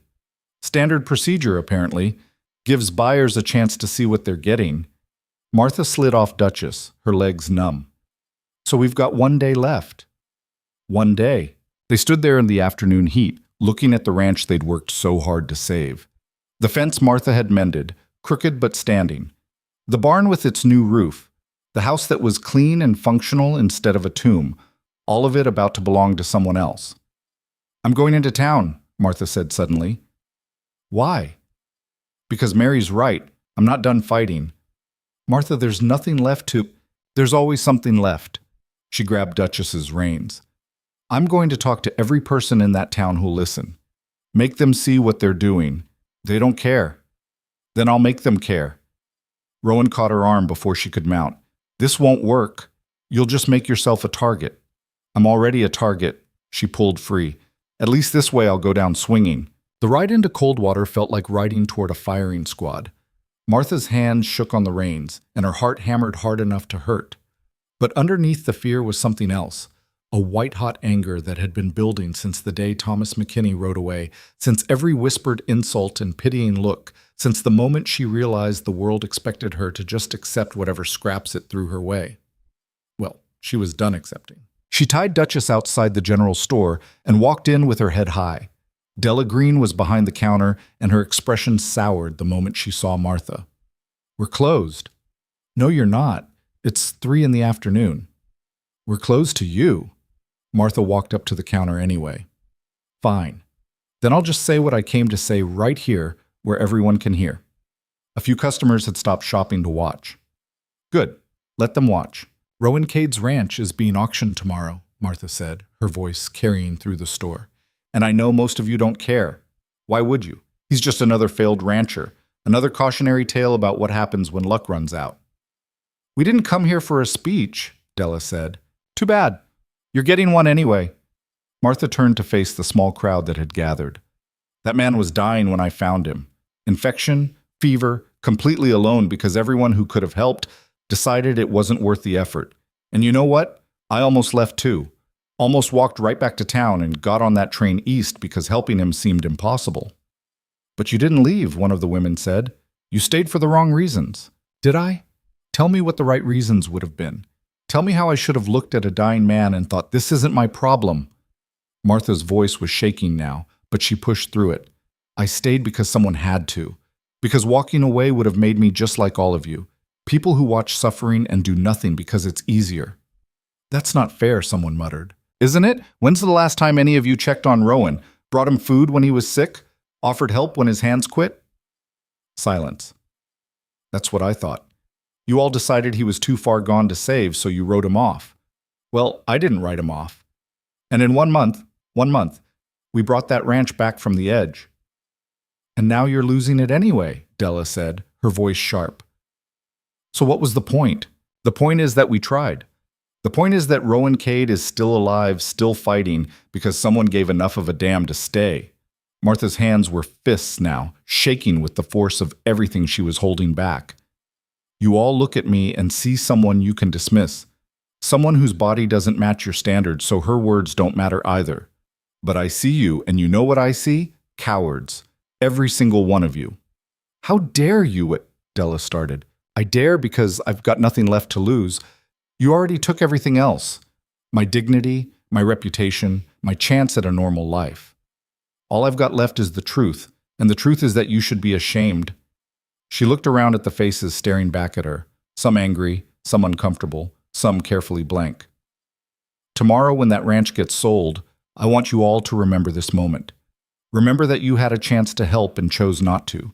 Remember that your cruelty has consequences. Martha walked out before anyone could respond, her whole body shaking so hard she could barely make it to Duchess. She hauled herself into the saddle and rode out of town with her vision blurred by tears she refused to shed until she was out of sight. She'd done it, said everything she'd been holding in for weeks, and it probably wouldn't change a damn thing, but at least she'd tried. The ranch was quiet when she got back. Rowan was sitting on the porch steps, and he stood when he saw her face. What happened? I told them the truth. Every ugly bit of it. How'd they take it? About as well as expected. Martha slid off Duchess, her legs barely holding her. I don't think it'll matter, but I had to try. Rowan pulled her into a hug so sudden and fierce it knocked the air from her lungs. Martha stood rigid for a moment, shocked, then slowly let herself lean into it, let herself take comfort in the solid warmth of another person who actually gave a damn. Thank you, he said into her hair, for fighting when I couldn't. We're not done yet. Martha, we're not done. She pulled back enough to look at him. We've got one more night, one more chance to figure something out. But they both knew there was nothing left to figure out. They'd tried everything, exhausted every option. The money wasn't there. The time had run out. That night they sat at the kitchen table with the coffee can between them, counting their savings one last time, $43.36. Rowan dumped it out, the coins scattering across the wood, and for a long moment they just stared at the physical proof of their failure. We could still run, Rowan said quietly. Where would we go? I don't know, somewhere else. Somewhere that doesn't know us. And do what? We'd be broke in a week. At least we'd be broke together. Martha looked at him, at the defeat in his eyes that matched what was probably in hers. Is that what you want? To run? I want to keep the ranch, keep you, keep this life we've been building. His voice cracked. But I don't know how to make that happen. Neither do I. They sat in silence as the night deepened around them. Outside, the wind picked up, rattling the windows like it was trying to get in. Martha thought about tomorrow, strangers walking through the house she'd cleaned, evaluating the land she'd helped restore, buying the future she'd imagined for a price that would never be enough. I'm going to miss this, she said finally. The ranch? All of it. The work, the quiet, you. Rowan's hand found hers across the table, his fingers rough and warm. You don't have to miss me. No matter what happens tomorrow, you don't have to leave. Where would I stay? With me. Wherever I end up. Martha's throat went tight. You don't mean that. I do. He stopped, struggling with words that clearly didn't come easy. You're the best thing that's happened to me in years, Martha Hale. Maybe ever. I know the circumstances are shit and the timing's worse, but I mean it. Stay. She wanted to say yes, wanted to promise that she'd follow him anywhere, that they'd figure it out together. But the practical part of her brain, the part that had kept her alive through every disappointment and rejection, wouldn't let the words form. Ask me again after tomorrow, she said instead, when we know what we're dealing with. All right, I can do that. They went to bed in their separate rooms, but Martha lay awake knowing Rowan was doing the same. The house creaked and settled, familiar sounds that would soon belong to someone else. She memorized them, storing them away against the loss that was coming. Morning arrived too fast and too bright. Martha dressed in her best remaining dress, the one she'd worn to meet Thomas McKinney a lifetime ago, and braided her hair with hands that wouldn't stop shaking. In the kitchen, Rowan had made coffee so strong it could strip paint. "Couldn't sleep," he said when she came in. "Me neither." They drank their coffee in silence, watching through the window as the sun climbed higher. Around 10, a wagon appeared on the road, then another. People coming to watch the spectacle, to see what they could get for cheap when a man's life fell apart. By 11, there were maybe 20 people gathered in the yard. Patterson arrived with his ledger and his official paperwork, setting up a table in the shade of the barn. A few ranchers Martha didn't recognize walked the property line, evaluating fence and land quality with the cold efficiency of people who saw opportunity in disaster. Thomas McKinney showed up with Della Green and her husband, which made Martha's stomach turn. They weren't here to buy, they were here to watch her fail. At exactly noon, Patterson called everyone to order. "We're here for the public auction of the Cade Ranch property, approximately 400 acres with structures, to satisfy a debt of $173 in delinquent property taxes." His voice carried across the yard, official and final. "Bidding will start at $100. Do I have 100? 100, called one of the ranchers. 125, said another. Martha felt Rowan tense beside her. This was it. The moment everything they'd worked for became someone else's future. 150. 175. The bids climbed with brutal efficiency. Martha watched the numbers rise past what they owed, watched strangers decide the worth of Rowan's life in dollar increments. Her nails dug into her palms hard enough to draw blood. $200, Thomas McKinney called out. The yard went quiet. Martha's head snapped toward him, disbelief and rage warring in her chest. Thomas wanted to buy Rowan's ranch, wanted to own the property of the man who'd called him out for being a coward. 225, countered one of the ranchers. 250, Thomas said, his voice steady. Rowan started forward, but Martha grabbed his arm. Don't. He's baiting you. I don't care. I'm not letting that bastard take my home. Going once at $250, Patterson called. Wait. The voice came from behind them, loud and clear. Martha turned to see Mrs. Chen pushing through the crowd, a leather bag clutched in her hands. Wait, I'm not done bidding. Patterson's eyebrows rose. Mrs. Chen? $260. She walked up to the table and set down the bag with a heavy thunk. Cash. The crowd erupted in whispers. Martha stared at Mrs. Chen, her brain refusing to process what was happening. This is irregular, Patterson said. But legal, yes? Mrs. Chen's voice was calm, almost bored. I have the money. I'm making a legitimate bid, unless there's a rule against Chinese women buying property. Patterson's jaw worked. No, ma'am, there's no such rule. Good. Then my bid stands, $260. Thomas looked like he wanted to argue, but even he wasn't stupid enough to make his prejudice that obvious. The ranchers who'd been bidding shook their heads and stepped back. They'd wanted a bargain, not a bidding war. Going once, Patterson said. Twice. Sold to Mrs. Chen for $260. Martha's knees nearly buckled. Rowan caught her elbow, his face white with shock. Mrs. Chen counted out the money with careful precision, then signed the paperwork Patterson put in front of her. When she was done, she turned to face Rowan and Martha. The property is mine now, she said, free and clear. I don't understand, Rowan managed. Then let me make it simple. I'm renting it back to you. $1 a month until you can afford to buy it from me properly. Whenever that is, a year, 10 years, 50 years, I don't care. She looked at Martha. You helped me once when I needed it, paid me kindness when others didn't. This is me returning the favor. I never helped you, Martha said, her voice breaking. You existed. You survived. You showed up in my boarding house broken and determined, and you didn't let this town crush you. Mrs. Chen's eyes were fierce. Sometimes that's enough. She handed the deed to Rowan, then walked back to her wagon, leaving them standing there with the crowd still whispering and the impossible having just happened. Patterson packed up his table, looking sour. The debt is satisfied.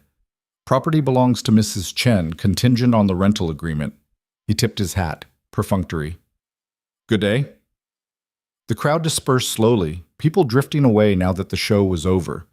Thomas McKinney stood there for a long moment, staring at Rowan with an expression Martha couldn't read.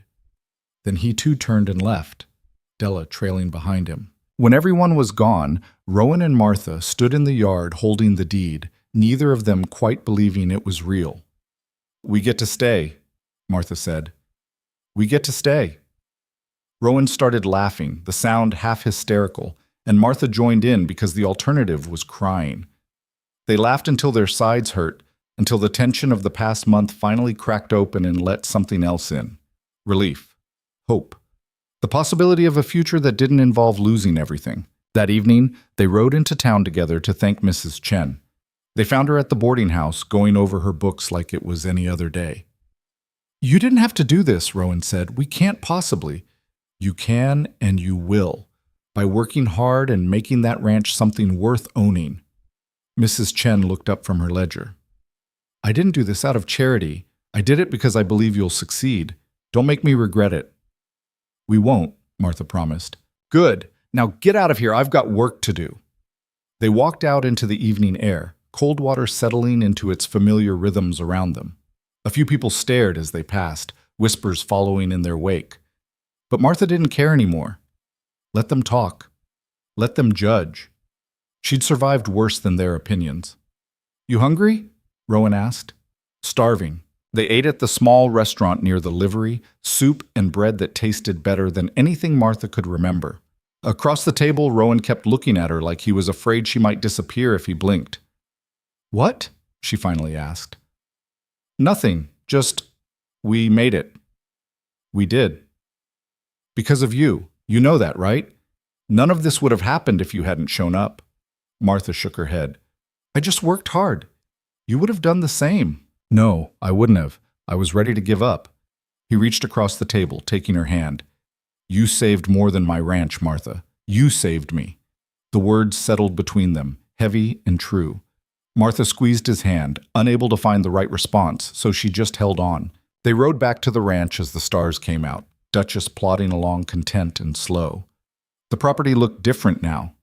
Not because anything had physically changed, but because it was theirs again. Sort of. Close enough. "So what now?" Martha asked as they put Duchess in the barn. "Now we rebuild. Properly this time. Get cattle, fix the irrigation, maybe hire some help if we can afford it." "Sounds like a lot of work." "It is. You interested?" Martha pretended to think about it. "I suppose I could stick around. Someone's got to make sure you don't die again." Rowan smiled, real and warm. "I'd appreciate that." They walked to the house together, and on the porch, Rowan stopped. "You remember what I asked you last night about staying?" "I remember. I'm asking again. Martha Hale, will you stay? Not just for the ranch or the work, but because—" He struggled with the words, then gave up and just said it straight. "Because I want you here. Because this place is better with you in it. Because I'm better with you in it." Martha looked at him, this man who'd been a stranger 6 weeks ago and was now the most important person in her world. The practical part of her brain screamed warnings about getting too attached, about believing in things that seemed too good to last. But the rest of her, the part that had been starving for this exact feeling, told that practical voice to shut up. "Yes," she said, "I'll stay." Rowan pulled her into another hug, and this time Martha didn't hesitate. She wrapped her arms around him and held on, letting herself believe that maybe, just maybe, she'd finally found a place where she belonged. Later that night, lying in her small room with the window open to let in the cool air, Martha heard Rowan moving around in his room. Heard him settle, heard the house creak and sigh around them both. Tomorrow they'd start the real work of rebuilding. Tomorrow they'd face whatever came next together. But tonight, Martha just let herself feel the victory of having survived, having fought, having won against odds that should have crushed them. She closed her eyes and slept deeper than she had in months, her damaged hands finally starting to heal, her heart finally starting to believe it was allowed to hope. The weeks following the auction felt like learning to breathe again after nearly drowning. Martha woke each morning half expecting to find it had all been a dream, that Patterson would show up with new demands, that Mrs. Chen would change her mind, that the fragile thing they'd built would collapse under the weight of reality. But each morning the ranch was still there, still theirs, and slowly she started to believe it might actually last. The work didn't get easier. If anything, it got harder now that they had a real chance at making something sustainable. Rowan spent his days repairing irrigation ditches and clearing land for planting. His arm finally healed enough for heavy labor. Martha took over the books, managing their pathetic finances with the same stubborn determination she applied to everything else. $1 a month rent to Mrs. Chen, $10 saved toward buying cattle, $3 for supplies. Every penny accounted for, every decision measured against what they could actually afford. They didn't talk about what was growing between them. It hung in the air like morning mist, visible but untouchable, impossible to ignore but too delicate to name.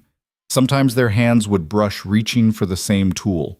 Sometimes Rowan would catch her eye across the dinner table and hold it a beat too long. Sometimes Martha would wake in the night and hear him moving around, restless, and wonder if he was thinking about her the way she was thinking about him. But neither of them pushed. They were both too aware of how fragile their situation was, how easily the wrong word could shatter what they'd carefully built. 3 weeks after the auction, Martha made another trip to town for supplies. She'd been putting it off, reluctant to face the whispers and stares, but they needed flour, and Rowan needed nails, and avoiding cold water forever wasn't practical. The general store was busy when she walked in, full of women doing their weekly shopping. The conversation didn't stop this time. That would have been too obvious, but it got quieter, more careful. Martha felt their eyes following her as she gathered what she needed, heard the whispers that weren't quite whispers. "Still out there, I heard." "Shameful, if you ask me." "Well, nobody did ask you, Della." That last voice was unfamiliar. Martha glanced over and saw a woman she didn't recognize, maybe 40, dressed practically, with a face that looked like it had seen its share of hard years. The woman met her eyes and nodded, small but deliberate. Martha nodded back and continued shopping. When she brought her items to the counter, Della rang them up with exaggerated slowness, making Martha wait while she served 2 other customers first. The petty power play was obvious, but Martha refused to react. She counted out her money, took her supplies, and turned to leave. "Must be nice," Della said to her back. "Having someone bail you out when you couldn't handle things yourself." Martha stopped, turned slow. "I'm sorry, what was that?" "I said it must be nice, Mrs. Chen rescuing you like that. Some people have to actually work for what they get." The store went dead quiet. Martha set down her supplies and walked back to the counter, keeping her voice level and cold. "You're right. Some people do have to work for what they get. I worked 10 hours a day in a laundry that nearly destroyed my hands. Rowan worked himself half to death fixing a ranch that everyone else had written off. We worked for every single thing we have, and we're still working." She leaned forward. "What have you worked for lately, Mrs. Green? Besides making other people miserable?" Della's face went red. "How dare you speak to me that way?" "I dare because I'm tired of your nonsense. Tired of you deciding who deserves respect based on what they look like or how much money they have. Tired of your cruelty masquerading as concern." Martha straightened up. "You want to know what's shameful? Standing by while a man almost died because helping wasn't convenient. That's shameful. Everything else is just your opinion, and frankly, I don't give a damn about your opinion anymore." She grabbed her supplies and walked out, her heart hammering but her head high. Behind her, she heard the woman who'd nodded earlier start laughing, a full, genuine laugh that carried through the open door. "About time someone said it," the woman called after her. Martha climbed onto Duchess and rode out of town, shaking but weirdly exhilarated. She'd spent so long absorbing other people's cruelty, letting it sit inside her like poison. Speaking up felt like lancing a wound, painful but necessary. Rowan was fixing the barn door when she got back. He looked up at her face and set down his hammer. "What happened?" "I told Della Green exactly what I thought of her." And it felt good." Martha slid off Duchess, grinning despite herself. "Really good." Rowan smiled back, that rare full smile that transformed his whole face. "Good. She's had that coming for years." They unloaded the supplies together, working in the comfortable silence that had become their default. Later, over dinner, Rowan brought up something that had clearly been on his mind. "I've been thinking about cattle. We don't have money for cattle yet." "I know, but Frank Green, Della's husband, he's got a herd coming through next month. If we could convince him to sell us a few head on credit." Martha set down her fork. "You want to do business with Della's husband after what happened today?" "Frank's not like Della. He's fair, mostly. And we need livestock if we're going to make this place profitable. How much credit are we talking? 20 head would cost about $60. If he'd let us pay half now and half after we sell our first calves. The math was risky, but not impossible. If they scraped together $30 and the cattle survived their first winter, they could potentially double their money by spring. But that was a lot of ifs. It's worth asking, Martha said finally. Worst he can say is no. You want to come with me when I ask him? You sure that's a good idea? I'm not exactly popular with the Greens right now. Rowan's expression was firm. You're my partner. If we're doing this, we're doing it together. Partner. The word settled between them, meaning more than just business. Martha felt her chest go warm.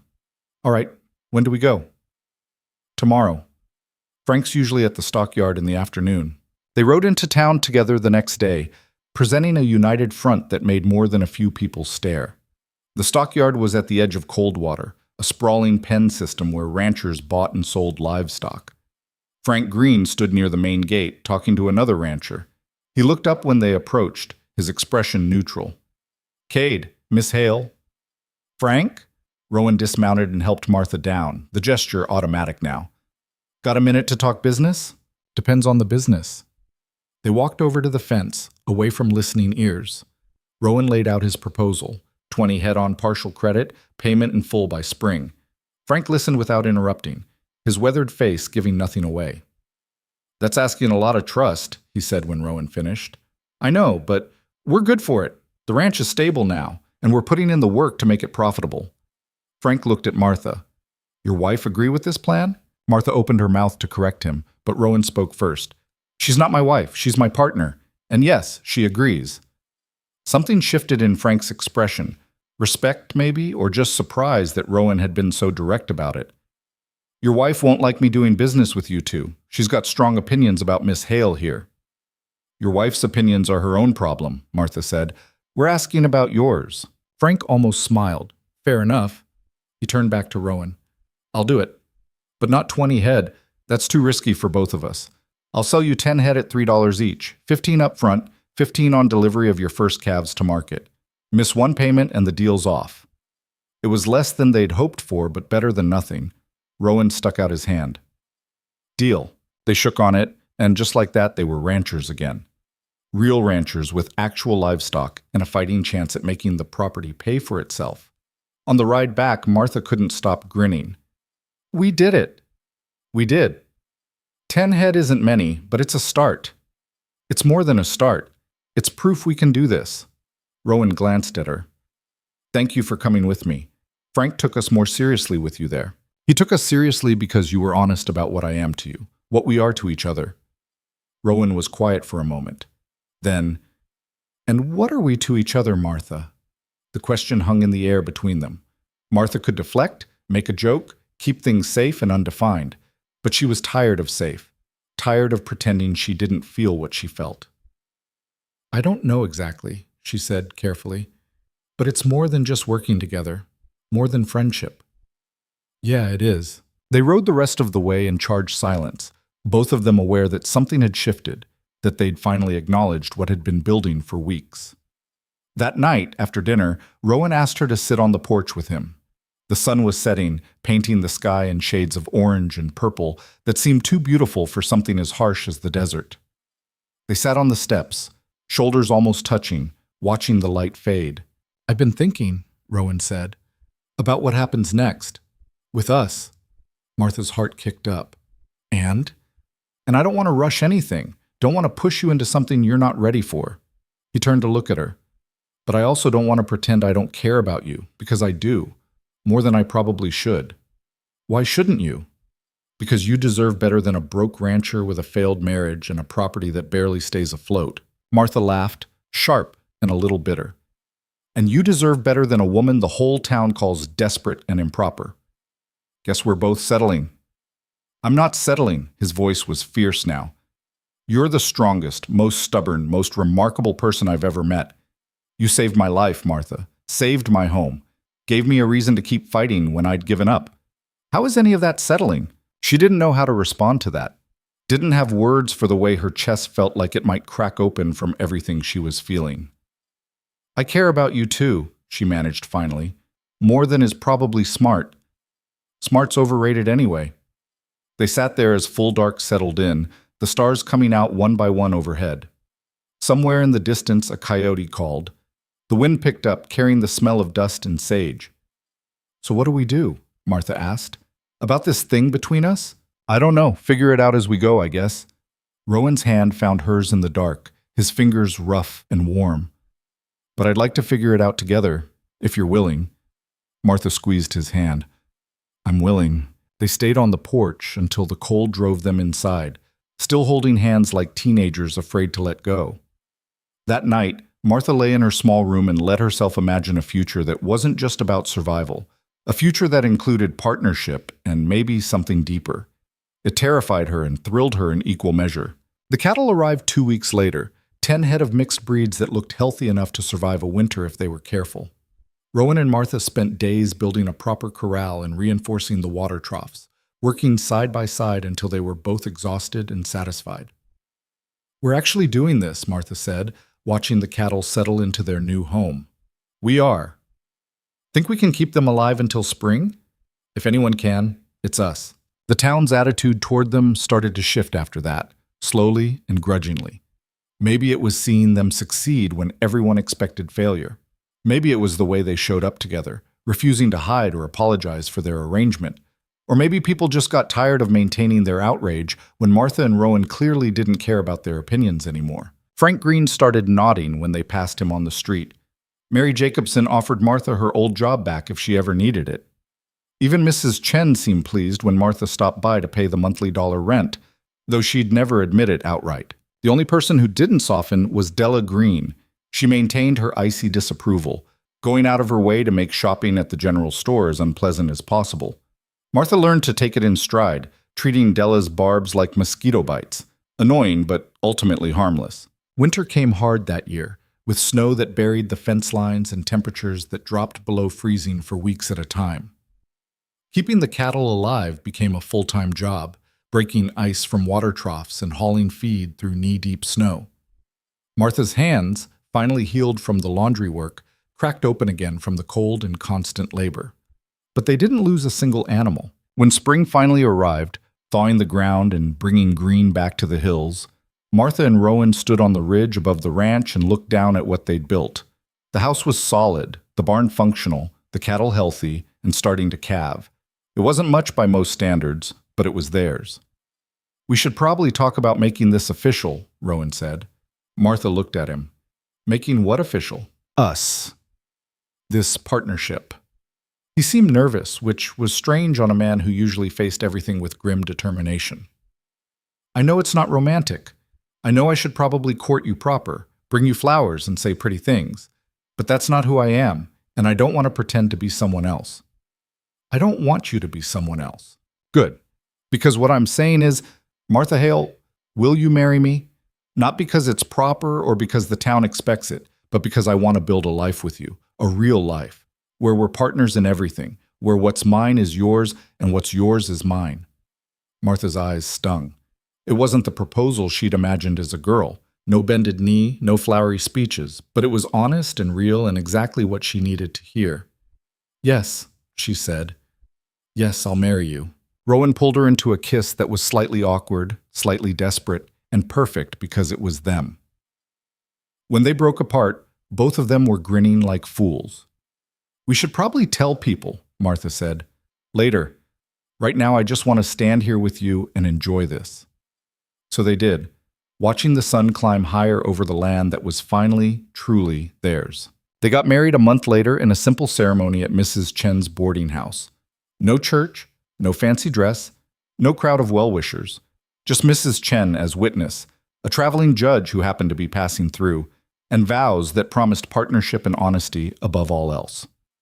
"You may kiss your bride," the judge said. Rowan did, gentle and sure, and Martha felt something settle in her chest that had been restless her entire life. This was home. Not the ranch, not the town, but this person who saw her and chose her anyway. Afterward, they had dinner at the boarding house, Mrs. Chen's treat, she insisted.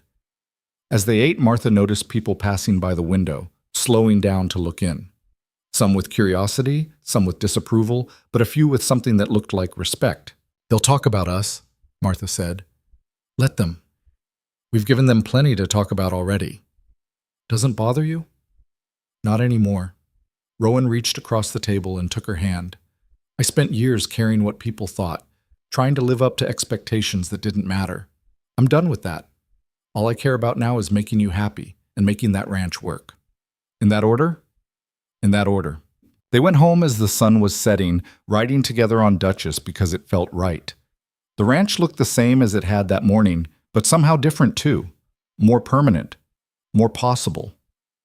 Over the next year, they built their life with the same stubborn determination they'd applied to everything else. The cattle multiplied. They planted a garden that actually grew things. They hired a drifter named Pete to help with the heavy work, paying him fair wages and a place to sleep in the barn. Martha learned to ride properly, learned to rope and brand and manage livestock like she'd been born to it. Rowan learned to trust someone else with decisions, to share the burden instead of carrying everything alone. Together they learned that partnership meant fighting sometimes, disagreeing often, but always coming back to the fundamental truth that they worked better together than apart. The town never fully embraced them. Della Green maintained her Cold War, though it lost its sting when Martha stopped caring about her approval. Thomas McKinney avoided them entirely, which suited everyone fine. But enough people came around, Frank Green, Mary Jacobson, even the shopkeeper who'd watched Martha's humiliation that first day. That Coldwater started to feel less like enemy territory and more like just a place they happened to live near. 2 years after that first desperate day when Martha stepped off the train with nothing but rejection and stubborn pride, she stood on the porch of the ranch house watching Rowan and Pete drive the cattle to market. It was their biggest sale yet, 25 head that would bring in enough money to finally buy the property outright from Mrs. Chen. Mrs. Chen herself sat in the rocking chair Martha had bought last month, drinking coffee and watching the same scene. "You've done well," the older woman said. "Better than I expected, if I'm honest." "You expected us to fail?" "I expected you to try. Trying's different from succeeding." Mrs. Chen took another sip of coffee. "Most people give up when things get hard. You didn't. That's worth something." "It's worth everything," Martha said quietly. And it was. Not because they'd gotten rich, they hadn't. Not because the town had fully accepted them, it hadn't. But because they'd fought for something that mattered and refused to let cruelty or circumstance or their own fears stop them. Martha thought about the woman she'd been 2 years ago, stepping off that train broken and desperate. That woman had believed her worth was determined by other people's judgments, that rejection meant failure, that being unwanted made her worthless. She'd been wrong about all of it. Worth wasn't given by others, it was claimed through action. Rejection was just one person's opinion, not universal truth. And being unwanted by the wrong people freed you to be chosen by the right ones. Rowan came back as the sun was setting, tired but satisfied. The sale had gone well, better than well. They had enough now to buy the ranch and still have money left over for improvements. "We did it," he said, collapsing into the chair next to Martha. "We did. What do you want to do first? Fix the roof? Build a proper barn? Get more cattle?" Martha thought about it. About all the practical things they needed, all the ways they could spend their hard-earned money. Then she thought about the journey that had brought them here, the unlikely partnership that had saved them both. "I want to plant a tree," she said. Rowan looked at her, surprised. "A tree?" "Yeah, something that'll outlast us. Something that'll still be here when we're gone, proving that we were here. That we mattered." He was quiet for a moment, considering. Then he nodded. "All right, we'll plant a tree." They did, choosing a spot on the ridge where it would be visible from the house. An oak sapling that Mrs. Chen helped them find, sturdy and strong and built to survive in harsh conditions. As they patted down the dirt around its roots, Martha felt Rowan's hand cover hers. "Thank you," he said. "For what?" "For showing up, for staying, for being stubborn enough to believe we could make this work when I'd given up." Martha squeezed his hand. "Thank you for letting me stay, for seeing me as more than what other people said I was." They stood there together as the sun dropped below the horizon, two imperfect people who'd found each other in the worst possible circumstances and somehow made it into something beautiful. Not because they were special or chosen or destined, but because they'd worked for it. Because they'd refused to accept the story other people tried to write for them. Years later, that oak tree would grow tall and strong, its branches spreading wide over the ranch. People passing by would see it and wonder about the hands that planted it, about the lives lived in its shadow. Some stories would grow around it, exaggerated tales of impossible romance and dramatic rescues. But the truth was simpler and more powerful than any story. Two people who the world had written off found each other and refused to give up. They built a life through sweat and stubbornness, and a partnership that valued honesty over romance, work over words, and staying over leaving even when leaving would have been easier. They built a home not in spite of their flaws, but because of them. Because being imperfect meant having room to grow. Because being rejected by the wrong people left space for being chosen by the right ones. Because the stories we tell ourselves about our worth matter more than the stories others tell about us. Martha Hale, now Martha Cade, learned that beauty and worth were never the same thing, that the hands that judged her harshest often belonged to people who'd never built anything themselves, that cruelty said more about the cruel than their victims, and that sometimes the best revenge against those who tried to break you was simply refusing to break. She'd come west looking for a husband who'd promised not to care about her appearance. She'd found something better, a partnership built on mutual respect, shared labor, and the understanding that real love wasn't about overlooking flaws, but about choosing someone because of who they actually were, not who you wished they'd be. The ranch never made them rich. They worked hard every day until their bodies wore out, until age made the labor difficult and then impossible. But they worked together, and that made all the difference. On warm evenings, Martha would sit on that same porch where she'd first agreed to stay, watching the sunset paint the desert in impossible colors. Rowan would sit beside her, his hand finding hers without thought, and they'd watch their tree grow taller season by season. Neither of them were perfect. They fought about money and decisions and whose turn it was to fix the damn fence. But they always came back to the fundamental truth that had saved them both. Showing up mattered. Staying mattered. Choosing each other every single day, even when it was hard, mattered most of all. And in the end, that was enough. More than enough. It was everything.